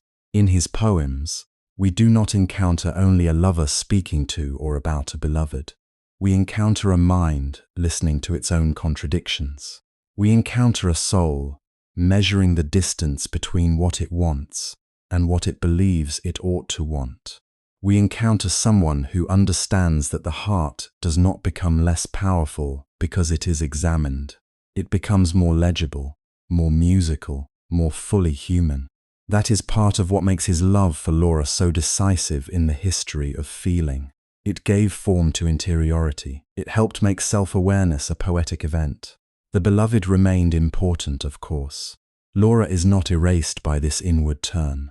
Her presence, or rather her luminous half-presence, is what calls the voice into being.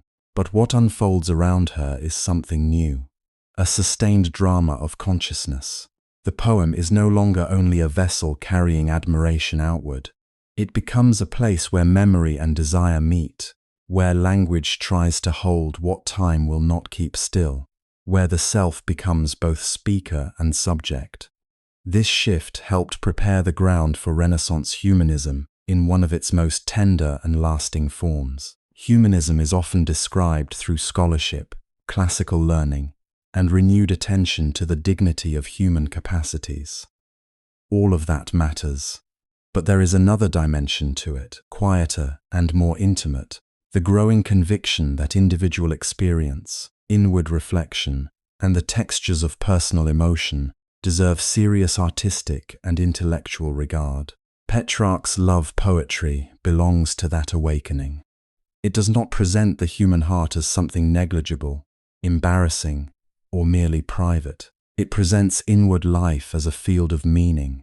It treats feeling not as disorder alone, but as a path toward understanding. In this sense, Laura's legacy extends far beyond her own historical mystery.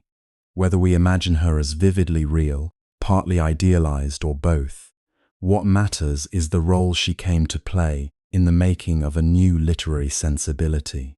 Through her, or through what loving her awakened in him, Petrarch learned to trust the subtle weather of the self. He learned that hesitation could be eloquent, that memory could be a structure, that contradiction could produce beauty. He learned that restraint need not weaken emotion. On the contrary, restraint could make feeling brighter, more concentrated, more durable. What is withheld in these poems often glows more intensely than what is declared. That radiance through restraint is one of the deepest lessons of the story. So much of Petrarch's power comes from what cannot be completed. Because the love is not satisfied, it is forced to become articulate. Because it is bounded by circumstance, morality, mortality, and distance, it is refined into perception. The poems do not triumph by overcoming limitation. They triumph by turning limitation into form. Laura remains partly inaccessible, and that inaccessibility becomes the condition under which language strains toward greater delicacy. The beloved cannot be fully reached, so the poem reaches further. The life cannot become what desire imagines, so the imagination learns to shape itself with extraordinary care. This is not to romanticize suffering, as though pain were automatically noble or artistically fruitful. Petrarch's anguish is real, and at times exhausting even to himself. He knows the burden of fixation. He knows the embarrassment of being unable to govern his own heart. He knows the spiritual unease of devoting so much inward energy to what cannot save him. Yet the greatness of his work lies partly in the fact that he does not disguise these costs. He does not present longing as pure sweetness. He shows its vanity, its persistence, its humiliations, its strange fidelity. And by showing all this, he makes room for a more truthful beauty, one born not from perfection, but from honest attention to imperfection. That honesty is one reason his voice traveled so far. Later poets across Europe would inherit not only his images and forms, but his way of making the self audible. They learned from him how a poem could register hesitation, reversal, self-division, and remembered feeling. They learned that love poetry could be about more than conquest or compliment. It could become a record of inward weather. It could preserve not simply what happened, but what it felt like for a consciousness to endure what happened. In that sense, Laura became one of the hidden sources of Renaissance poetry at large. Through her, through the desire she kindled and the distance she enforced, a new lyric inheritance began to take shape. And still, if we only speak of influence, we risk losing the tenderness at the center of this transformation. The literary achievement matters. The historical shift matters. But they matter because they were carried by something achingly human.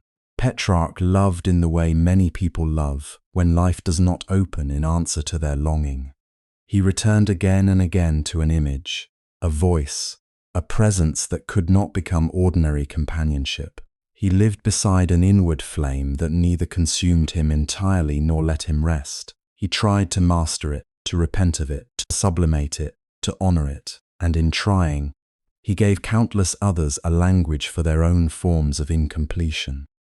Perhaps that is why the story still feels alive. Most lives do not become what they once hoped to become. Most hearts carry some trace of the unlived, a path not taken, a face not forgotten, a season that ended before it ripened. We do not all turn those remnants into immortal verse, but we do know what it is to keep company with echoes. We know how memory can intensify what was brief. We know how the soul can continue speaking to what is absent, not because absence is preferable, but because the heart has no clean way of dismissing what once mattered deeply. Petrarch gives shape to that condition with unusual clarity and grace. He shows that what remains unresolved in us need not remain mute. And so, when we ask what this love created, the answer is not only a sequence of beautiful poems, though it created that. It created a new confidence in the expressive dignity of the individual heart. It created a mode of lyric speech in which self-examination, emotional nuance, and temporal consciousness could stand at the center. It created a bridge between medieval inheritance and Renaissance inwardness. It created a voice capable of being both personal and exemplary, singular and shared. Through Laura, Petrarch found a way to make poetry breathe with the rhythms of lived feeling, with all its halting, wavering, returning motions. He taught later writers that the self is not too small a subject for greatness. He showed that a private wound could open into cultural renewal when rendered with enough precision, humility, and music. He helped literature move closer to the contours of actual thought and actual desire, and because he did this without abandoning moral seriousness, his work retains its depth. The poems do not merely celebrate emotion. They test it, interrogate it, place it under spiritual light. This is why they still feel rich rather than indulgent. The voice within them is not simply confessing. It is struggling toward understanding, and that struggle invites us in. In the end, Laura's power in the story is inseparable from her elusiveness. She is a woman glimpsed, remembered, praised, mourned. She is also the occasion for a discovery larger than either of them could have intended. Through the limits of this earthly love, Petrarch encountered the vastness of the inner world. Through the impossibility of possessing what he desired, he learned to attend to desire itself. Through grief, delay, remorse, and recollection, he found cadences that could hold the fragility of being human without diminishing it. That is why the love endures. Not because it reached fulfillment, but because it became form. Not because it ended in union, but because it taught language how to remain faithful to what time could not preserve. Some loves survive in memory as happiness. Others survive as regret. This one survives as transformation. It changed the man who felt it, and through him, it changed the future of poetry.